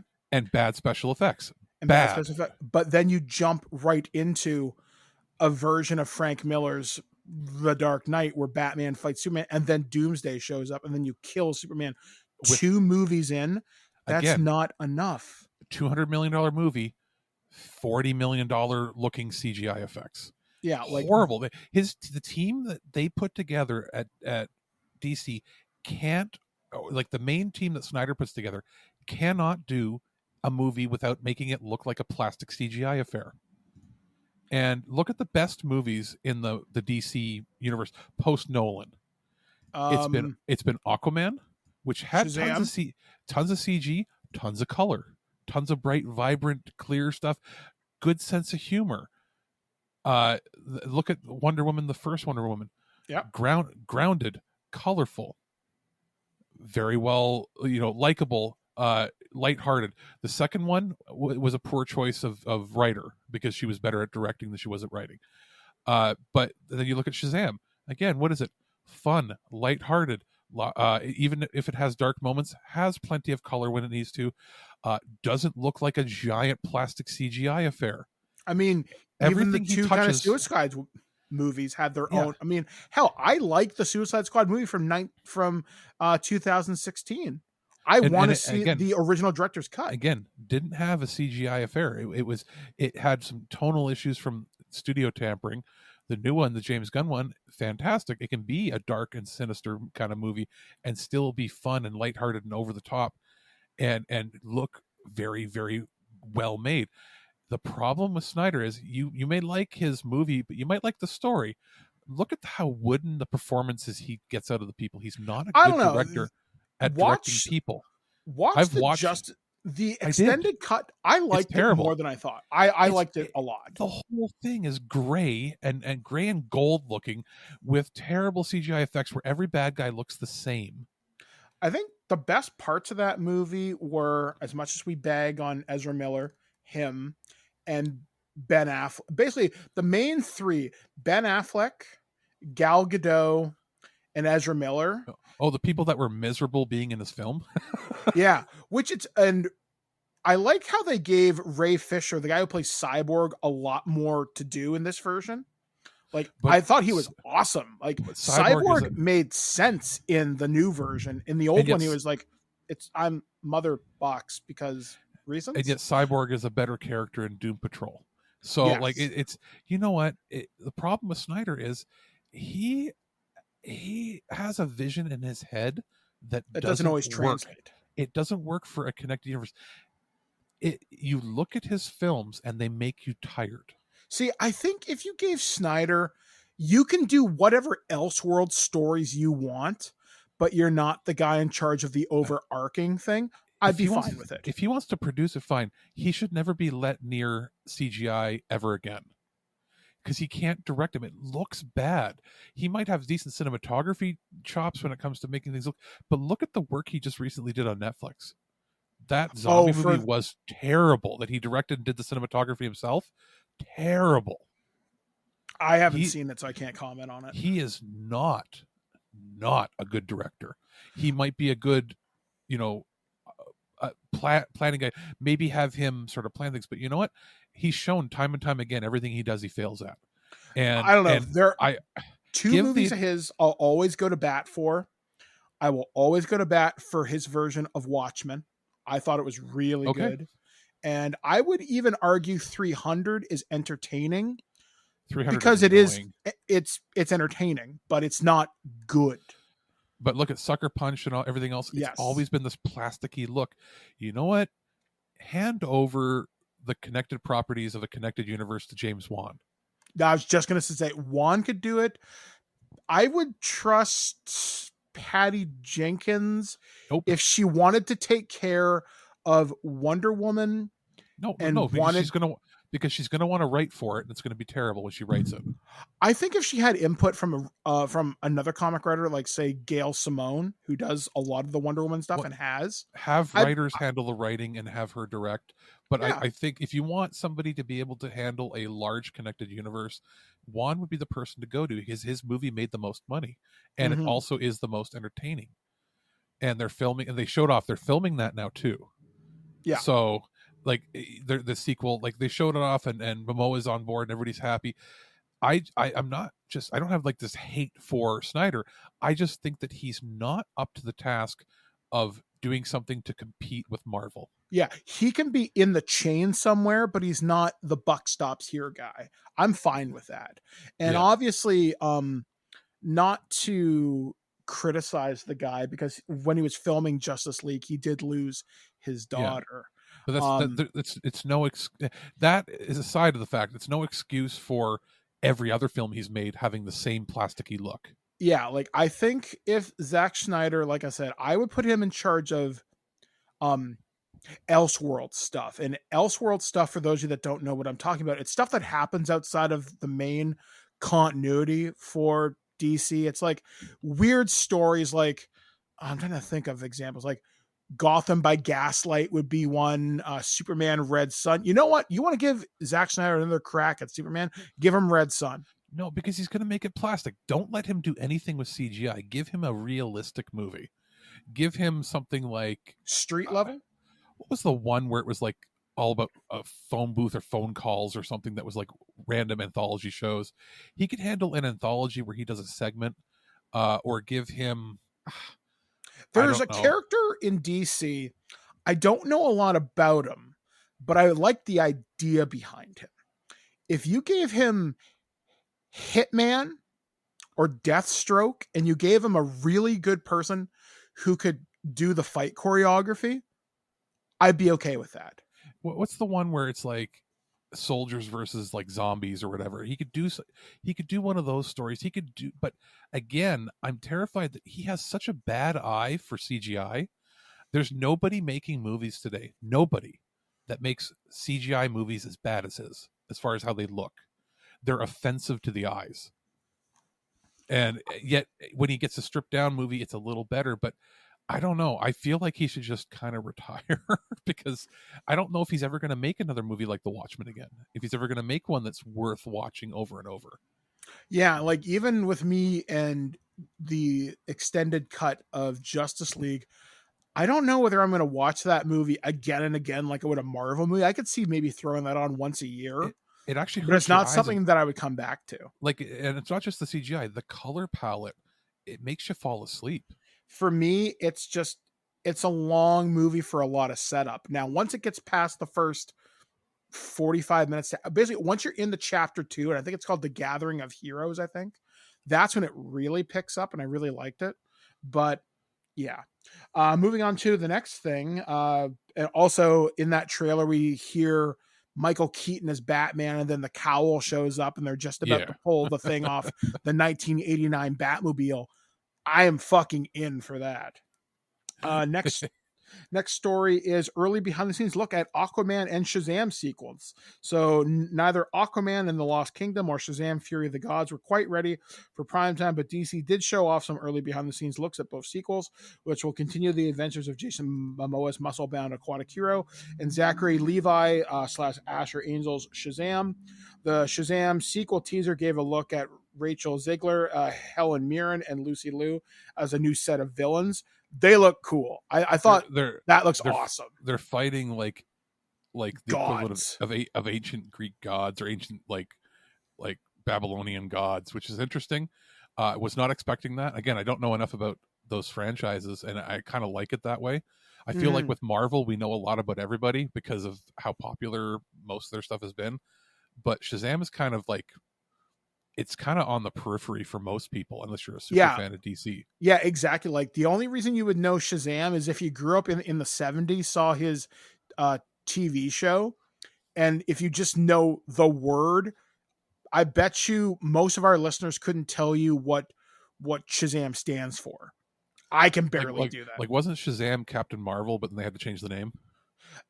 It's sort of reverse, because I think Shazam became that. I think it was Captain Marvel first, and then he became Shazam. That's what I'm saying. Didn't they get sued? Something like that. I'm not 100. You'd have to ask like JT, but yeah, it was something interesting. I mean, I hope that's successful. Aquaman, I liked, but I don't know. There won't be I'm more excited for the talk is Shazam. No Amber Heard in this one, I think. So yeah, we should have some problematic elements removed. Yes. And it's Momoa. Like if the video they did for him, he's like riding on his motorcycle and talk to people. He's like, "Hey dudes, I'm back. This is your boy's back. This is gonna be fun." Like he's super into it, and like, yes, that's how you promote your movie. Mm-hmm. So and same with Zachary Levi. Like with the I guess the Aquaman one, have they said what it's really about? Something Lost Kingdom. I don't know. Aquaman is pretty off my radar, to be honest with you. I'm wondering if it has to do with, like, again, I don't know, but like if I'm thinking Lost Kingdom, first thing comes to mind is Atlantis, obviously, but that's where he's from. So is it maybe like Pompeii that was the idea being that, I don't know the lore again, but like Pompeii was the one that sunk when the volcano went off and it became whatever at the bottom of the ocean, and we didn't find it for years. Was it maybe like supposed to be a hub world where man and sea people would meet or whatever? Maybe they're going to do something there, or maybe they're going to be like, there's a crack in the Marianas Trench and they end up finding an older kingdom or something. Well, there's supposed to be something involving the trench where weirder monsters are down there, so I don't know. So maybe maybe stuff that even predates Atlantis. Is that the idea? Maybe. I think so. I'm not sure though. This next one looks interesting. I'm interested in this game for sure. We got the Gotham Knights official Court of Owls story trailer. So while Rocksteady is off working on its Suicide Squad game, Warner Brothers Games Montreal is continuing the Arkham-style adventures in Gotham Knights, which was originally slated for a 2021 release before getting delayed to 2022. Players will be able to team up as Batgirl, Nightwing, Robin, and Red Hood in an open-world action RPG when the game arrives next year. So we're getting 2 games in 1 year, because remember originally they were talking, wasn't this supposed to be 2021 and then the other one was going to be 2022 and then it was going to be 2022 and 2023, but now it sounds like they're both 2022. Yeah, I think this one's supposed to be more co-op focused, which I really hope you can play this solo. No, it shows you can, but I think they're showing that like there's the ability to do the whole game that way. I'm assuming it'll just make the enemies harder if you jump into a co-op game. Yeah. Now, do you think this comes? Is this the one that's coming in March, or is it? No, it's not coming March. There's something else that was announced. Do you think this is going to be a like June game, and then the other is going to be the big holiday game? I think so, because when Batman Arkham Knight came out, the last big one, that came out in June. So this might be like we watched the E3 and they're like the next week it comes out and they're going to show a big thing, and then come September we'll see a big showcase and be like, hey, bam, November 5th, like whatever it's going to be, like before Black Friday, we're getting Suicide Squad. Yeah. So I hope it's good. I like the idea behind the Court of Owls. I just want to play as Red Hood and kill people with guns. The graphics look better in this trailer than they did in the previous one from last year. Mm-hmm. And then this trailer surprised the hell out of me. I'm so looking forward to this. Peacemaker gets a trailer ahead of its HBO Max debut. So John Cena's Peacemaker character, introduced in the summer's The Suicide Squad, is getting his own HBO Max show where he'll be trying to bring peace to the world no matter how much violence it takes. The first trailer, that writer and director James Gunn isn't letting up on the unique being blend of violent comedy from the film, and Cena is surprisingly appealing and funny in the teaser. If you've ever wanted to see Cena in his tighty whities, you're in luck. If not, he you've been dances. Apparently, it's like a 4-minute scene where he just dances almost naked. And he also gets a hug from an eagle. Yeah, yes, his dad is played by the T-1000. Yeah, Robert Patrick. We're like, this is going to be great. And he walks out of the garage, and the eagle's there, and the eagle wraps its arms around him and rests its head on his shoulders like a cat or a dog would. And he's like, "Are you seeing this?" Basically, Dad, take a picture. I can't move. Basically, freedom and liberty. It's confirmation that freedom and liberty love him. Yeah, like this series looks good. I'm genuinely excited for this. And even some of the supporting characters that are returning from the Suicide Squad movie, and then some new people that are added are good. It looks like it's got the right amount of quirkiness. And there was this. They were talking in the behind the scenes about it with the cast and crew. And they're like, is there anything that was memorable? And the one actor said, yeah, we won't say what it is, but that like 2 a.m, they were shooting a scene. They said all they remember was James Gunn running back and forth across the set, killing himself, laughing, screaming, I can't believe that Warner's letting me film this. So, and all he said was there's some, and then James said, yeah, there's some stuff in here that, I can't believe Warner let me film the last thing they're ever going to be allowed to make. Like basically saying that there's some stuff in there that he's surprised the censors are letting him do. See, one of the things that I think now that you have HBO Max and you are getting these high quality shows for the Batman, you're getting Doom Patrol, you're getting Peacemaker. Yep. Doom Patrol got renewed for a season 4, and so did Titans got renewed again. I didn't like that first initial season. I tried watching it. Fuck Batman, but I didn't. It's gotten better. Yes, from what I hear, season 2 got significantly better. So I mean, I'll give it a watch. But they've all moved from their respective channels to there. Pennywise has moved, or Pennyworth. Sorry, Pennyworth is moving from Epix, which was the MGM owned channel. Now that MGM is, Amazon, and their deal is up. They're moving the first 2 seasons to HBO Max, and a 3rd season is being produced for HBO Max. They are getting more programming than Disney Plus. Yeah, I was about to say, now is the time that Warner Brothers DC, you're either going to sink or swim, because you have to compete against WandaVision, Loki, Falcon and Winter Soldier, What If, and Hawkeye. Doom Patrol is at the same quality as everything but Loki, I would say. Loki was a little higher quality in visual looks, but Doom Patrol was one of the few things that was a highlight from DC's programming. So you've got that. They also announced and showed off was a Blue Beetle. I think is getting a feature film, which looks pretty cool. I was actually surprised. Like, of all characters, Blue Beetle, really? Yeah, and there's another one. I was sort of skimming through when I was watching, because it's a 3.5-hour show. When they were showing everything off, there's another woman superhero, I think, and then there was another one. They showed off about 3 or 4 properties. Some are getting turned into TV shows, and some are getting turned into theatrical movies, which will probably end up being premium VODs or something on there as well. So you've got those. They've got all these other ones in production. They showed off a couple cartoon movies. There's a new Catwoman movie, which looks pretty cool. Yeah, it looks like a halfway between a American style and an anime design.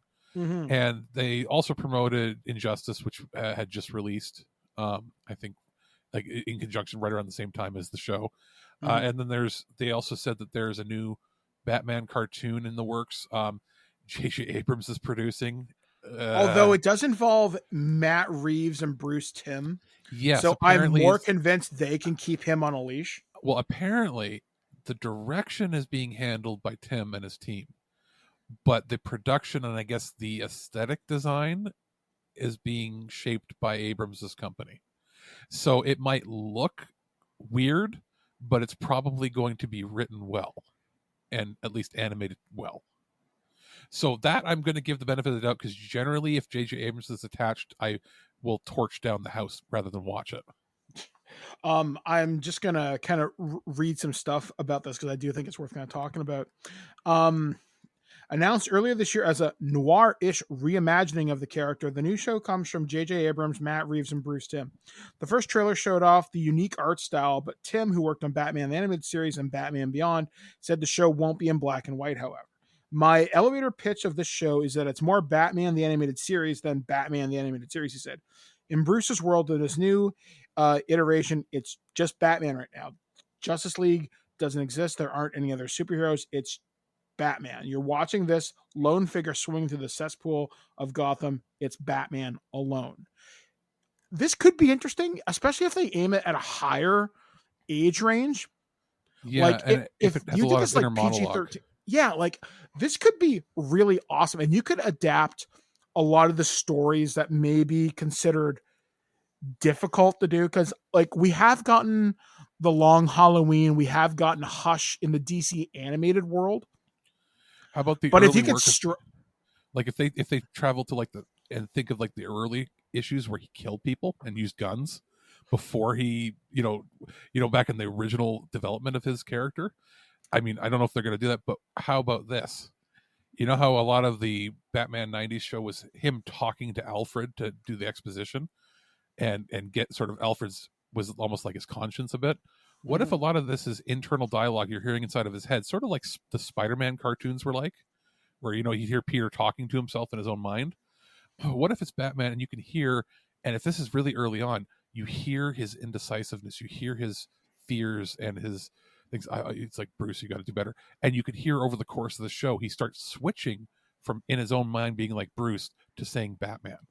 Like you can, if you heard over the course of like a 8 or 15 episode season, the transition in his own psyche from being Bruce to becoming the Bat. Yeah, like I would be totally fine with it if it was more of a psychological analysis of who Batman is, because that's kind of what I want. So hopefully this will be successful. It doesn't suck. We should see this hopefully sometime soon. So that's going to do it for the news and everything today. We've run on really long, but that's okay. Well, rather than doing a separate show just for the DC fandom, we threw it all in here. Yeah, exactly. It makes a lot more sense. So what you're going to hear right now is a review from Alex, and we're going to go to Boldly Go, where no one has gone before, with the crew of the NCC 1701 Enterprise. This is Star Trek: The Complete Series, the Steelbook edition from Paramount Home Entertainment. Space, the final frontier. These are the voyages of the Starship Enterprise. Its 5-year mission, to explore strange new worlds, to seek out new life and new civilizations, to boldly go where no man has gone before.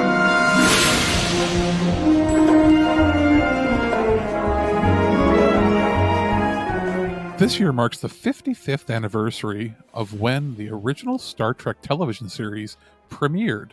And it's kind of hard to believe. Like, yeah, it does obviously feel and look a little older, but it has that Technicolor look that everybody knows. Like, to me, in my mind, it'll always be 40 years or whatever. It just doesn't seem like it's getting up there and almost becoming a senior citizen in itself. But with Shatner going up into space at 90, it really makes you want to reflect on what the last 50, 60 years has been in the realm of science fiction and, I should say, thoughtful, intellectual science fiction. And for the time, it was obviously quite ahead of everything else that was out, that was pretty much silly back then. This was a thinking person's show.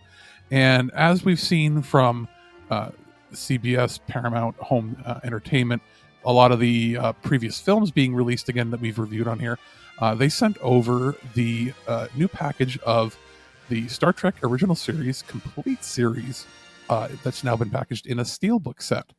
So I previously on HD DVD owned, yes, HD DVD, owned the combo packs that were, one side were HD DVDs, the other side were DVDs, back in when I was working in retail, and I sided with the HD DVD camp because it was a cheaper alternative to Blu-ray at the time, like half the price basically. And then they eventually went and released them, those discs on Blu-ray at higher quality because they were encoded at a much higher bit rate. And then those sets eventually went out of print, and they put out a fancy dancy big box set that I got on Amazon. I think it was like $175 at the time. That might have been my pre-order price. I think it was $200 if you didn't pre-order it, and that included the same discs, but all as the in a big box set with every single episode on those discs, as well as the first 5 or 6 movies. I think 6 at least. I don't know if it included, off the top of my head, I don't think it included Generations, so I think it was the first 6. And then it also included the 2-season cartoon show from the 70s, plus some booklets and all these other collectible sort of things. And that's been on my shelf forever. And that went out of print, obviously, too. And I think they've brought things in and out now and then. But this is the first time where they've shrunk everything down to fit in a much smaller package. And also very, very smart looking like box art and Steelbook art. So each season is housed in its own Steelbook case. And inside of those cases, instead of like the Amaray holders where they kind of break those little trays, it's a Steelbook case that's fairly robust. It's not as flimsy as some of the cheaper Steelbooks out there are. It's also not as rugged or heavy as some premium high-end stuff are. It's sort of somewhere in the middle where you don't, like, unless you're really pressing hard, you're not going to bend it and warp it. But those 3 cases are housed within a plastic slipcase, or sorry, a cardboard laminated sort of slipcase, and inside of there is a cardboard sleeve that's woven sort of like an M shape, so that it can hold each of the discs or each of the containers. And they hold pretty well, and they don't jiggle around. They're easy enough to take out, but they're not going to slip out on you by accident, which is good. Now, the discs are 7, 7, and 6 as far as each season's. And as I said, they're not in those trays. They're stacked on top of each other, but they're held very firmly. So there's no risk of them slipping around on you when they're inside of the case, like you get sometimes in the cheaper plastic Blu-ray cases. These being Steelbook cases, they have a more rigid and I would say firmer fit with the plastic inside of there. And because they're Blu-rays, they're not going to scratch up like a DVD would. So any complaints that you might have, where you're like, oh, it's going to get scratched up stacked like this, it's not going to happen with Blu-ray. You're going to have to really, really work them over to do that. So interestingly enough, while it is all the same features that are carried over from these previous releases, they're on new discs in that they're not just repackaging the old plain cover discs that were in every other release. These have brand new artworks on the actual disc printing themselves, much more colorful than the standard Paramount fare. So at the very least, these are new pressings. These aren't just, if your worry is, oh my God, I don't know, what if I got a disc that was at this point 15 years old and maybe there's a flaw in it. No. These are brand new pressings. So it's new manufacturing, new pressings with new artwork on the discs. There's a little piece of paper that's stuck to the back of the slip box that has episode descriptions and everything there. So the thing that isn't included, you're not getting like a booklets or anything in here. It's just the discs in a Steelbook case, but it's being released it's cheaper than buying them individually as seasons, and it's way cheaper than trying to find that big limited edition box set that I had from back in the day. That's almost double in price in the aftermarket scene. So this is a good way to get into it. With everything being re-released, you've got the movies that are coming out in 4K, and then you've got the series at its 55th anniversary being re-released in these Steelbook. It's really smart. It's got a very 1960s look to the packaging and artwork. I can say I played episodes side by side. The quality is, identical, so I'm assuming they're using the exact same transfers. So you're getting good quality here. You can still do the fancy thing, which is pressing the angle button on the Blu-ray remote, and that will switch you from watching the show with the original special effects to the modern remade special effects they did when they remastered it 15 years ago or more. So that's always neat to flip between CGI version and then the original models version. And so it's almost like you can watch each episode twice and see what the difference is. And of course, as far as other special features, it's well over, I think it's like 9 hours or so spread across the discs of extra features. Plus, the final disc in season 3 set has the original pilot episode in 2 versions. So it's got the Cage, and then it has the Cage extended version. So you can watch those, see the 2 pilots that were made before they ended up making, reworking it and changing the cast for the pilot with the crew that we know and love. So that's always cool. And again, it does take up less space on your shelf than getting the 3 individual big thick box sets that were available originally, and obviously than the big collector's edition that I had before. And it's pretty much the only way to get them all now at a reasonable price. And man, is that artwork smart. So if you're looking for something for Christmas, this might pop up on our gift guide this year. It's all going to depend on availability, and we know what else is out, but it's a very well put together set. And if you're going to re-release something, at least go this route and redo the artwork and give us a fancy Steelbook cases, because those are always more welcome than just a standard Blu-ray case. Go crazy? Don't mind if I do. Human sacrifice, dogs and cats living together, mass hysteria. All right, folks. Well, welcome back to This Week in Geek. Of course, we've just returned from the final frontier. We are in space dock, which means we are among the strange, the unusual, the spatial anomalies that just don't make any damn sense. This is the weird news. I'm Mike the Birdman. He's Alex the producer. Let's start things off by going to comicbook.com. And evidently, Elon Musk has shared his favorite anime series with fans. When it comes to anime recommendations, you can find them online with a simple search. As the medium continues to grow, the fan base has found more and more shows to peddle on newcomers. And of course, some of these recommendations go further than others. And any given by Elon Musk is sure they gain attention. In fact, that's what's happening this last week when the Tesla Motors had offered his ranking online, and fans are already rushing to check out the show. Musk is regardless of what you think of him personally and the whole space race amongst billionaires when they could be spending their money on actually solving world problems. You see all that in the news lately. Regardless of that, it is always interesting to see what the super rich are interested in, only if to see how different or how the same they are maybe to what you as a lowly peon like. Mm-hmm. So Musk is no stranger to the world of pop culture, with the CEO recently acting as a host on Saturday Night Live, and being drawn into the popular animated series of Rick and Morty and The Simpsons. While he played himself in the latter, he portrayed a bizarre alternate reality version of himself in the Adult Swim series that was almost identical to his real life self, but it spouted some big tusks to help him live up to his new name.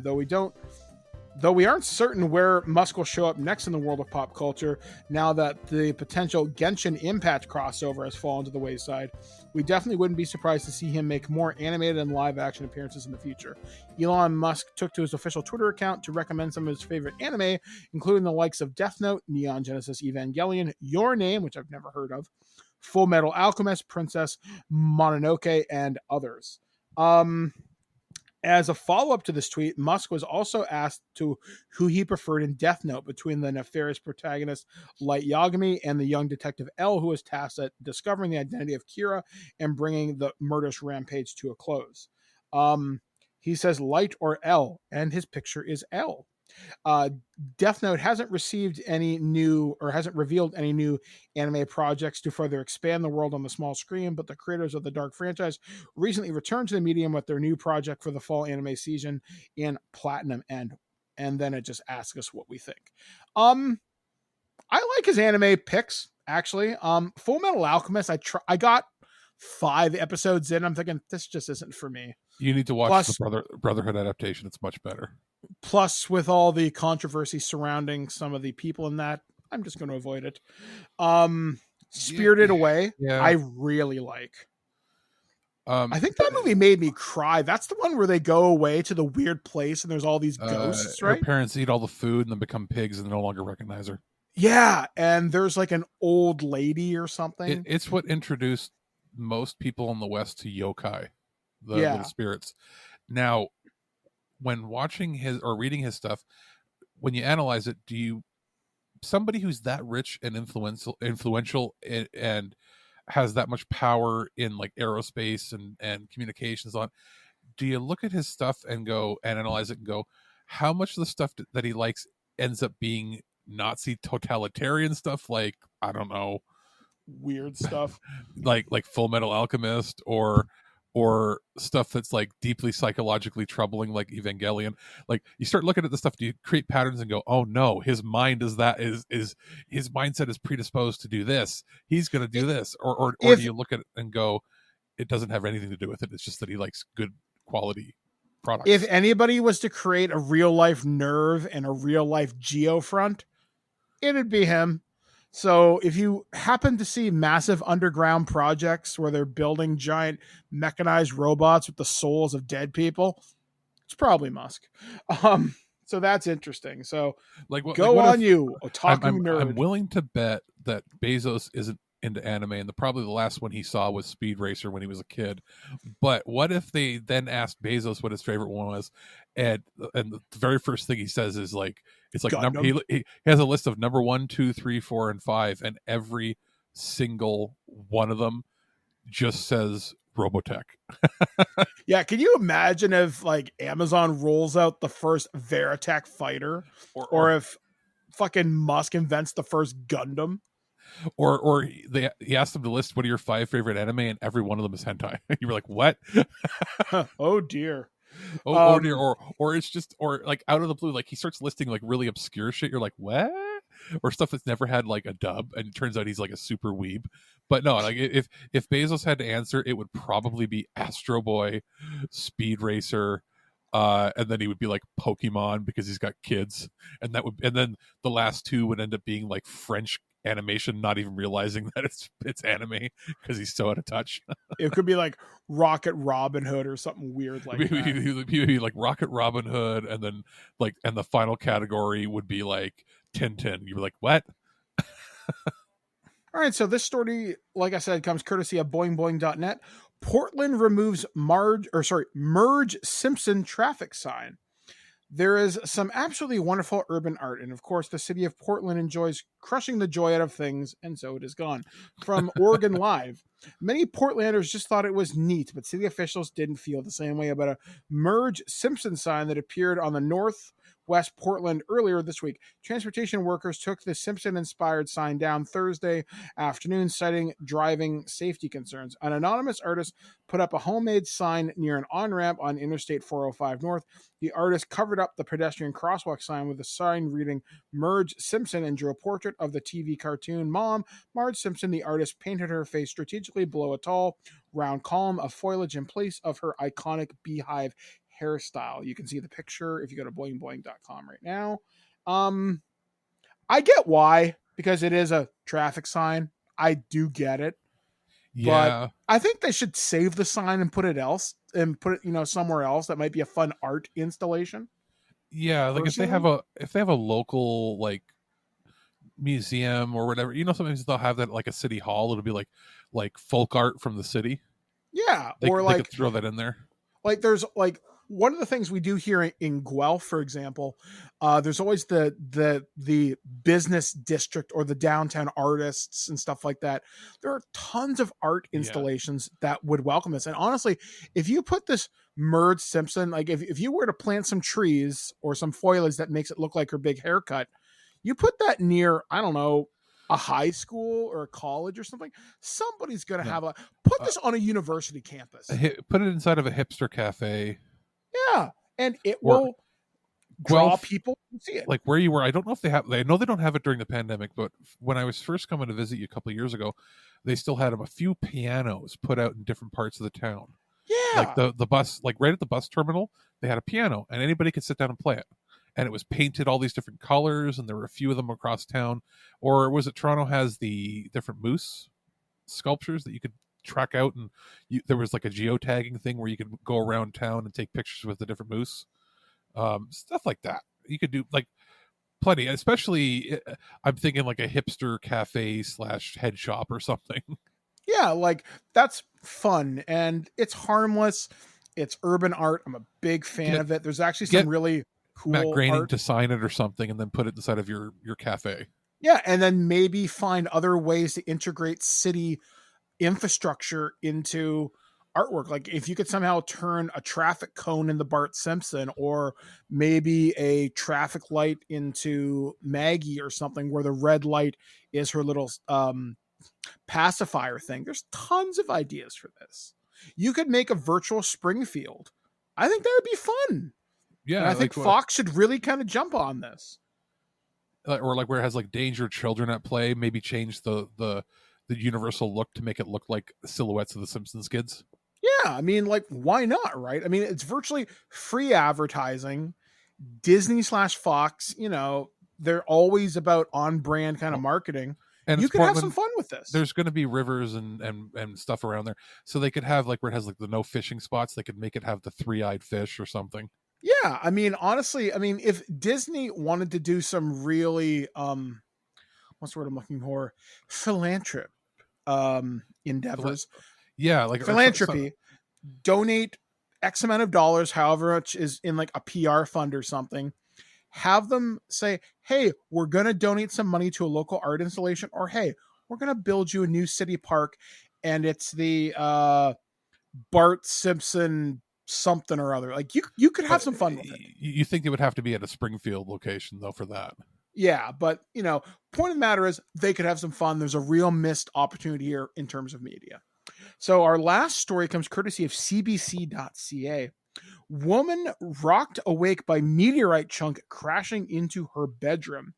Ruth Hamilton says space rock came through her ceiling, landing on her pillow at her Golden, BC home.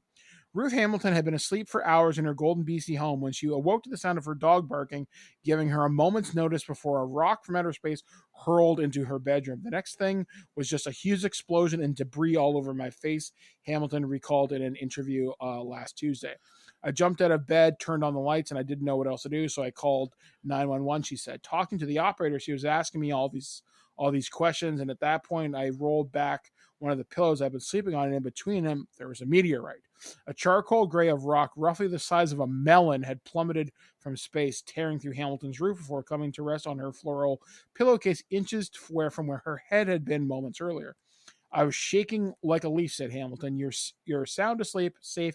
You think in your bed you can get taken out by a meteorite, apparently. Initially, Hamilton didn't know that it was a meteorite. She and an RCMP officer dispatched to investigate the suspected debris suspected it was from a construction site on the nearby Highway 1, which runs through town, nestled in the Canadian Rockies. He called up there and they said nothing had been done. They had not done any blasting that night, but the workers had seen a meteorite or a falling star explode, and there was a couple of booms. Then we knew it was a meteorite that had crashed through my roof. Hamilton reported the team to a team of experts at Western University in London, Ontario, who confirmed the rock was indeed from space. It's certainly a meteorite, said Peter Brown, a professor with the university's physics and astronomy department. Everything about the story was consistent with a meteorite fall, and the fact that the bright fireball had occurred basically right at the same time made it a pretty overwhelming case. Hamilton plans to send the meteorite to Brown and his team. Brown said they hope to identify the type of meteorite within the next month, but he suspects it fell from the solar system's main asteroid belt. Brown also said it's not the first time that a meteorite has fallen into someone's bedroom before. It actually happened in Indonesia last year. Hamilton said she didn't tell anybody about what happened for a few days while she absorbed the experience. Apart from being shaken up, she wasn't hurt. She plans to keep the rock once researchers have finished their work. Brown said the university's team is asking anyone with security or dash cam footage of the fireball over the Golden area to contact them, blah, blah, blah. The town of Golden is approximately 3,700 people. It's located near the BC-Alberta border, around 200 kilometers west of Calgary, where they're filming The Last of Us right now. What? It's funny. I have always thought about this possibility. Always. Have you thought, like, maybe in 2 weeks we're going to read a story about how she's been having headaches and mysterious energy and just the overwhelming urge to kill all mankind? Now, if only there was a Green Lantern ring with it. So, hey, you can protect Sector 2814 or whatever our sector is. She's been having strange dreams where silhouettes of figures are coming to her and sleeping with her at night. Now she's magically pregnant and be like, oh, I've seen where this goes. That wasn't just a meteor rock. That was an alien spirit succubus incubus meteor rock. Yeah, I mean, it's interesting to see how much space debris lands on this, because I know we've talked about this multiple times on the show. I know there was a meteorite that landed near Lansing, Michigan last year that we talked about. We talked about that with like Aaron Pollier. Yeah. There was ones, again, the Indonesia one. I think we might have actually talked about that. Probably. I mean, I'm surprised that it wasn't so hot that it didn't like set her house on fire. Well, the fact that it's the size of a melon, I'm surprised it didn't caught. Like, can you imagine if that thing had hit a gas main? What if or it had something hit, like that? What if it had gone through the wall and split some of her wiring and set her house on fire? Yeah, like there's so many things that could have happened. Also, insurance. Does your insurance cover meteorites or act of God? I think I would think this would fall under act of God. I would, but think that anyway. Usually act of God means you don't get it covered. Oh man, yeah, I don't know. I would certainly hope her insurance company would do something. It's like, what was it? Wasn't there like a Porky Pig, Wile E. Coyote or something segment, or Daffy Duck or something, where they were trying to sell crazy insurance in the 40s, and it was tornado insurance or something, or volcano insurance in the middle of America. Like, this is the kind of thing where it's like that one person's going to be like, I told you, I've been paying $4 a month for the last 30 years for meteor insurance, and I needed it. Yeah. Oh, and it's funny you mentioned volcano in the Midwest, because you look at Yellowstone National Park, for example. That's on top of a volcanic super caldera. Yeah.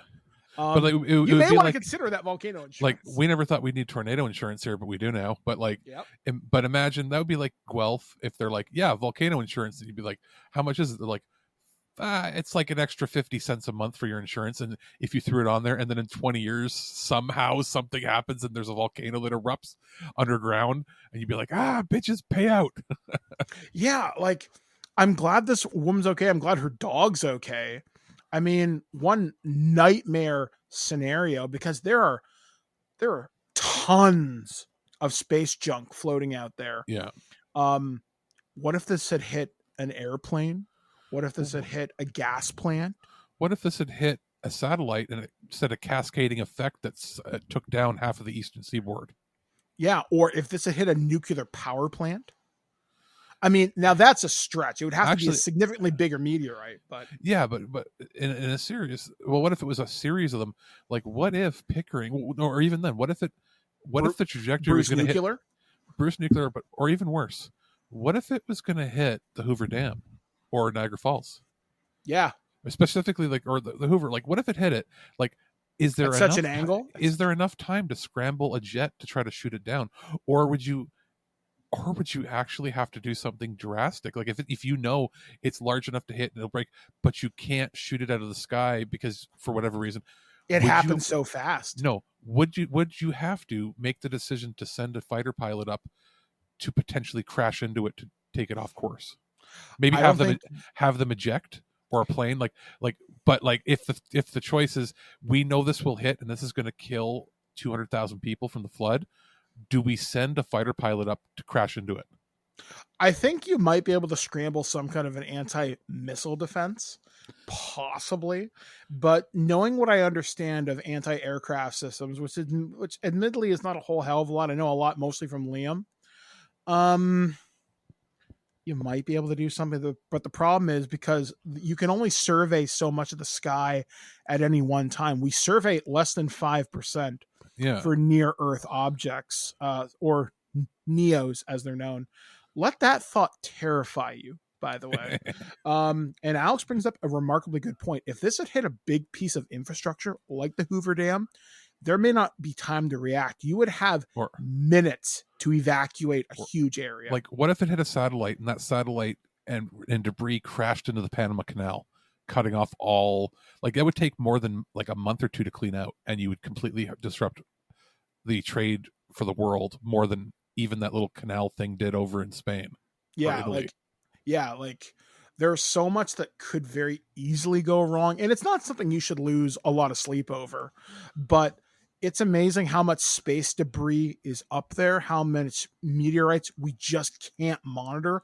I know this wasn't in the stories this week, but 2 rather large asteroids passed by the Earth this week.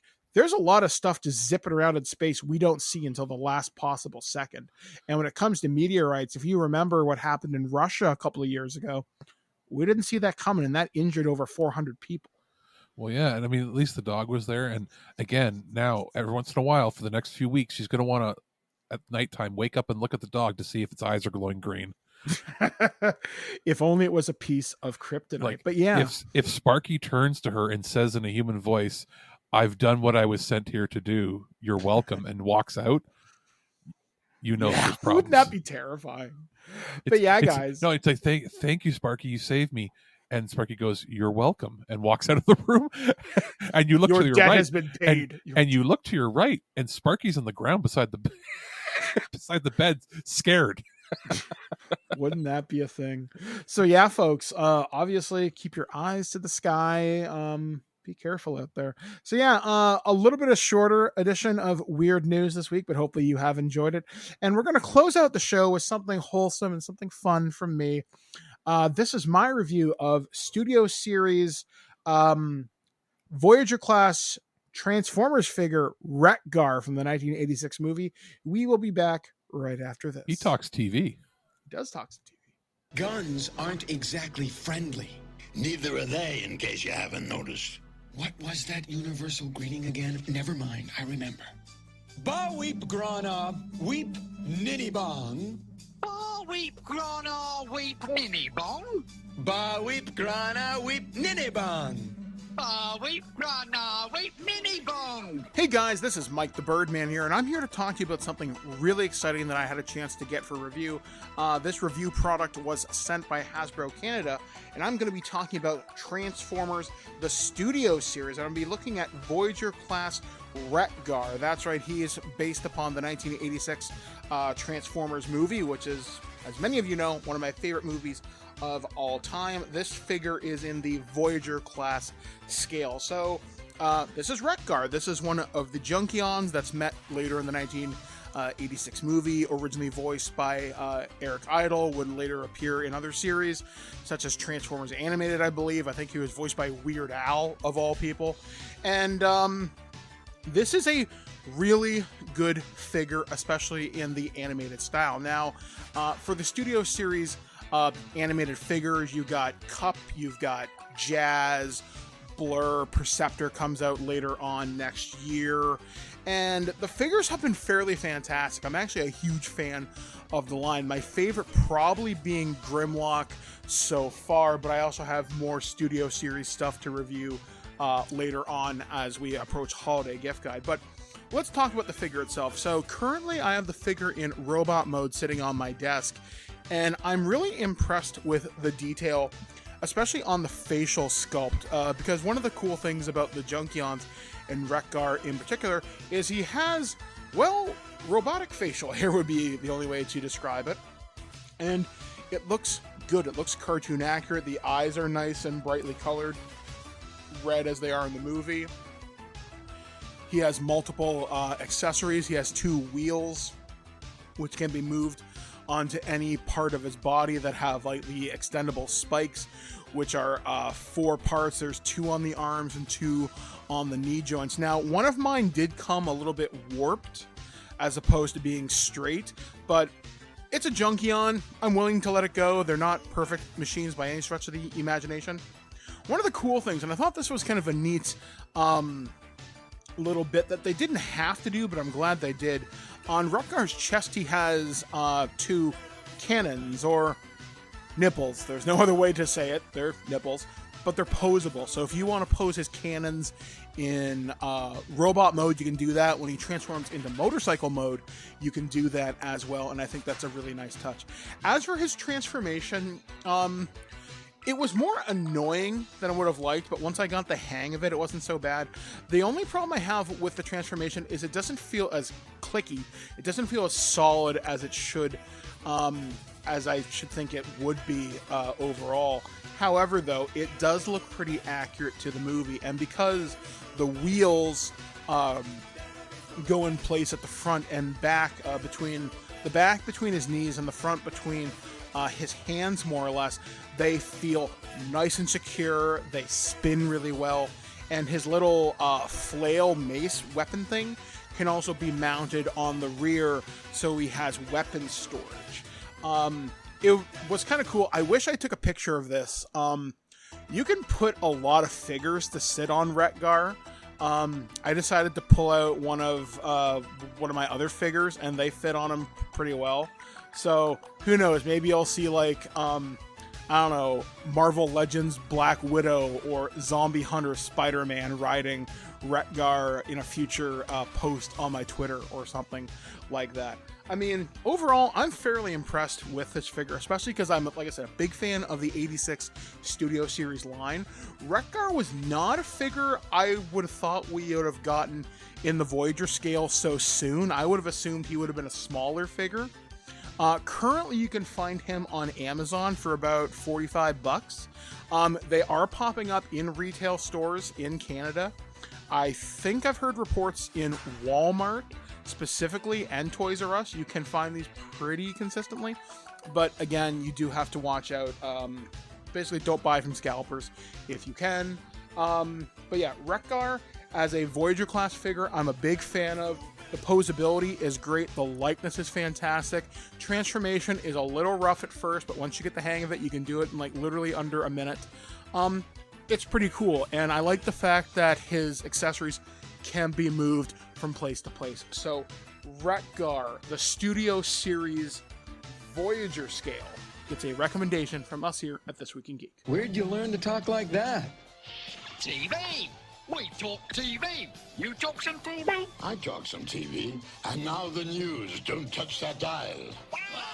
Hi, George Chemo-Sabis, your smashed-up friends, soon like brand new with 90-day warranty. Well, I definitely talk some TV. Thank you, Wreck-Gar. And like again, folks, if you want to find out where to purchase Wreck-Gar, you can look around on Amazon. You can go to the Hasbro store where to buy it, or just check your local brick and mortar kind of retailers.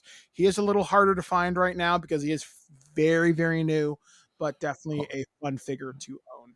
Remember, in Canada, you got more options. You still got Toys R Us you can pop into. That's true. So look around, support local if you can. So yeah, this week on the show, I will be recording some stuff, but I will not be on the main show this week. Just I've got some government stuff. It's my birthday week. Like Alex gets his off, I get mine off. And yeah, it's going to be a good week full of content. I am aiming to record with Skyblaze on Thursday for talking about our experiences with scary RPGs, World of Darkness, that sort of thing. That should be a lot of fun. Me and JT are going to be returning for TWIG Sunday Funnies. We were originally going to be talking about Shang-Chi and Venom, but Shang-Chi's been out forever, but it comes to Disney Plus next month, so maybe we'll revisit that. Venom I still haven't seen yet. And we're going to talk about Marvel Zombies, since What If kind of put that bug back in people's ears. We're going to talk about the comic book series and the What If series adaptation of that particular storyline. So that's coming up. We also record Session 0. That's right. That should be coming out fairly shortly, of Stargate TWIG, which stands for Tactical Weapons Integration Group. That's going to be me, Ken, JT, Liam, and Alex will be leading the team from Phoenix Base under General PK Lawyer. And what's out there beyond this particular gate? I don't know. You're going to have to stay tuned to find out. So the plan is for that, we're going to be recording those throughout the month of November, releasing them during our hiatus in December. And then we'll record them sometime in the new year, and you'll get 12 3-hour episodes, or 3 hours bits cut up into 1 hour chunks, much like we did with Terrible Warriors, which I should be doing some projects with them sometime in the future. But Justin is off on vacation right now, and is a well-deserved one, I might add. It's going to be a good time here on the show. Me and Alex Alex has done a lot of work in the background to make sure you have classic episodes of previous Halloween conversations that we've done with James Rolfe, the Angry Video Game Nerd. We've got a few more coming out. The last one is going to drop the Friday before Halloween, followed by Saturday the 30th. We're going to have our new interview and discussion with him coming out that we recorded, a few months ago, and through the magic of radio recording, we found a time to record with him. What was it, back in July? Yeah, it was towards the end of July, when he was just starting to ramp up production on some other stuff. Yeah, we had a pretty good discussion, so we'll have that out on the 30th, and the goal is to have on actual Halloween, we'll have our Halloween 3 commentary out, which we're going to be recording this week. On my birthday, actually. On your birthday, yeah. And I will also, over the next few days, be editing and scheduling somewhere in the realm of 24 to 25 Earth versus Soup episodes. We should be doing some more Future Imperfect because now that Lower Decks is done. Yeah, this week we are finishing up our recordings on the Cronenberg week, which is the 90s and 2000s. So that expect that sometime this coming weekend. And I'm assuming we're going to do we're going to do Future Imperfect on Lower Decks the following week. That gives everybody time to catch up. Yeah, probably. And maybe for Loose Cannon, we might pick an unusual horror movie just to kind of talk about, even though we have done an entire month of them. Maybe we'll pick something we don't know yet. We're not promising anything. Yeah, it all depends on recording schedules, because we've also got our regular shows. We'll probably have a Turd or Treasure episode out because you said you've got a bunch of reviews you've been working on. Yeah, exactly. I mean, you can basically expect a Transformer review a week for the next month or so. Yeah, there's a lot of cool stuff there. The idea is some of the stuff that for Game of the Year and gift guide consideration is starting to materialize. That expect that in like a month and a half or so, roughly. Yeah. And we'll do some coverage for Black Friday when that comes, obviously.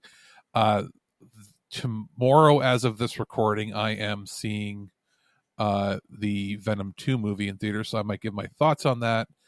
And there's other movies coming out that we'll be talking about.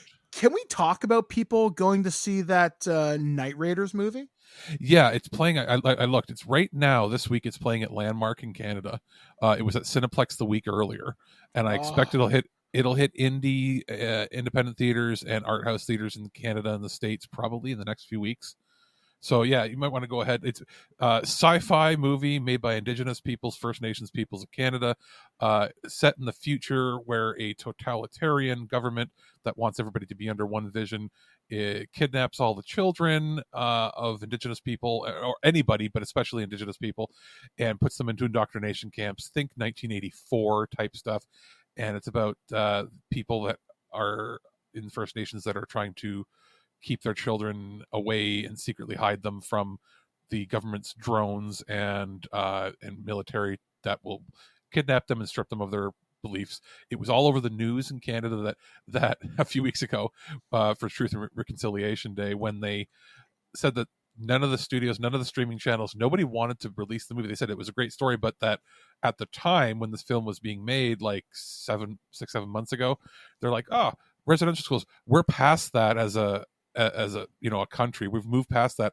And literally within a few weeks of them saying that is when all the stuff came out about the schools burying all the dead children and everything. And it became first and foremost in the public consciousness. And they then got a distribution deal. It had a theatrical run. It's Elevation Pictures putting it out in Canada. It's a Toronto-based company, which means it'll hit Blu-ray and digital at a reasonable price. You're probably looking at less than $25 for the Blu-ray. Yeah, so if you can find a way to support this movie, please do so. I know there's a Q&A happening at the Toronto Lightbox Theatre as of tomorrow, but seating's extremely limited. I wouldn't be surprised if it's already sold out. Yeah, as far as a wide distribution in Canada right now, like I said, Cineplex had it last week. Landmark has it this week. It's going to be the kind of movie that pops up at your local indie art house theater. In the States, maybe not, but it'll probably hit some VOD or streaming service. I wouldn't be surprised if there's a bit of a bidding war for who gets it because of the topical nature of it. It's basically about residential schools and that whole system, but done as a surprisingly sci-fi. Cool. Yeah, for a low budget film, it doesn't look and feel nearly as low budget. Also, the production team behind it, who put up the money for it, is Taika Waititi of What We Do in the Shadows fame and Thor Ragnarok and Reservation Dogs. He himself, being of New Zealand, like Aborigine descent, he has put, it seems, together a fund where he's funding a bunch of random projects by Indigenous peoples from different countries. So obviously, he wrote a check out, and the Canadian filmmakers got to make it. So it's kind of a cool thing that this is starting to pop up, with Reservation Dogs in the States, and then now this up here. And, hot off the heels of the really high budget and well received Canadian show Trickster getting canceled because of issues where the main writer for the show turned out to not be connected to the First Nations people, and then they shut down the show without continuing it, even though it was the highest rated show on CBC last year. And then they were like, we don't know when we're going to get more opportunities for First Nations people. And then bam, now they're getting theatrical movies. So it's interesting. It'll be worth checking out. We'll probably keep you informed whenever it hits a platform that's widespread rather than just right now. I think it's just Canadian cinemas and American film festivals. So yeah, so once again, folks, if you want to check this out on YouTube, the trailer is available under Night Raiders. Please go check this out. I'm trying to think of any other programming notes. Like I said, I turned 40 on October 20th. Thank you to everybody who has sent me early birthday wish. I know a few people bought me some stuff off my Amazon wish list, which I actually had to open because we didn't know who the packages were from. Because we order so much because, pandemic. We're like, oh God, what has come off the credit card now? And I got a heat sink for a PlayStation 5 hard drive upgrade, which hopefully I'll get closer to Christmas. So it sounds like you've got a project for Alex to work on for you. Pretty much, which I'm really looking forward to. Actually, dumb question while we're on the air. Can the heatsink be installed before the hard drive? No. No. Didn't think so. How it works is the SSD, there's these sticky pads that are like what they call thermal pads. Instead of using like thermal paste that you'd use for a CPU, it's like a rubbery pad that transfers heat that's like very sort of sticky to the touch, but what it does is it helps transfer to the metal. You put those pads on both sides of the stick. It looks like a stick of RAM basically, but it's actually a hard drive. You put that, you slide that in place, and depending on the case, either the case slides in around it or it bolts in around it to like a metal block on both sides, and it touches, make sure it has contact with both sides. You then have to once that's in place, you can then place the stick into the drive or into the receptacle within the system, and it will fit in sort of like putting in a piece of laptop RAM, and then you push it down in place and use a screw to hold it down, and that's it. But if you don't have the drive, the heatsink has nothing to, it'll just be loose. There's nothing to screw in. Okay. The heatsink doesn't ever touch the system. It just touches the drive. Okay. So, and I just pictured in my mind, it's like, you're going to need my help, because I picture you sitting there trying to pull off and getting as frustrated as I was trying to pull off the side of the PS5 and then ripping it in half. Yeah. And another thing that was bought for me off my Amazon list, which was very cool. I actually have a set of PlayStation lights that will change multi-colors, and you can install them internally. And it looks pretty cool. So my guess is that'll be a project when I'm putting the drive in for you. Actually, my friend Brody's going to come by and do that tomorrow. Oh, bonus. Okay, so that's done at least. So that's one less thing. But yeah, as far as the drive goes, now that I've done it once, I can do it anytime. Yeah, and then I also got a copy of The Haunting of Equestria, which you might be saying, well, what the hell is that? That is actually the My Little Pony Tales of Equestria RPG adventure book. Oh, which that's a line I wish I saw more out of. I would love to get a complete line of that RPG, just because I don't see many copies available. So hopefully, didn't they also get didn't they get a new movie? Yeah, there was Equestria. I know they do Equestria Girls. I know there's a new Netflix special, but it's not in the Friendship is Magic continuity. Oh, New Generation. Else. That one looks bad. I just looked at. Well, first of all, I'm not. You know me. I'm not a brony pony guy. But yeah. But looking at it, it's a Netflix. It was a theatrical movie that ended up going to Netflix as well. It's bad not CGI. Great. It's 3D CGI made to look like the 80s show. Yeah. So, yeah. But still, thank you to Matt for sending that to me. I definitely appreciate it, man. Thank you so much for supporting my work over the years. I got a really nice card from our friend Jen, which was from Haddonfield, Illinois. If you know what that's from, that's really amazing. And from the best movie of all time, Halloween Kills. That's right. Plus, yeah, I got some other stuff. I will. We actually did my birthday. We did an early birthday party for me earlier in September, just before I was going to start my pre-surgery stuff. Before all your dates were set in stone. Yeah, before all my dates were set. So I got the Xbox official headset from Microsoft, which I utterly love. I got that, which is really a surprise. And if we haven't done it when I visit, we should put up the wall mounts for you. I did. I've got one up right now. I'm going to mount the other one after dinner tonight. Does it fit well? Yes. It looks really, really good where it is. The idea was less clutter at your computer and then headphones within reach whenever you need them. So we will be, so that's awesome. I also got some fun toys from my friend Kelly. I have literally a toy store from Blair, but I can't open those yet. My sister Kara got me some stuff I haven't looked at yet. And yeah, it's going to be fun. So I'll post pictures on Instagram and Twitter, I'm sure. So anyway, folks, thank you for joining us here on the show. You'll hear my voice next for some reviews and some other content here on the site this week. So until next time, for This Week in Geek, we have been Alex, the producer. I've been Mike, the Birdman, saying be excellent to each other. We'll catch you guys again next week, right here on ThisWeekInGeek.net. At no point in your rambling, incoherent response were you even close to anything that could be considered a rational thought. Thanks for listening to this episode of This Week in Geek. Hungry for more? Check out our website at ThisWeekInGeek.net. You can subscribe to the podcast, browse our Twitter and Instagram, and leave your thoughts on today's topics. If you'd like to give us some feedback, send us an email at feedback@ThisWeekInGeek.net. Tune in next time, and remember, lower your shields and surrender your listenership. We would be honored if you would join us. Thank you for your cooperation. Good night.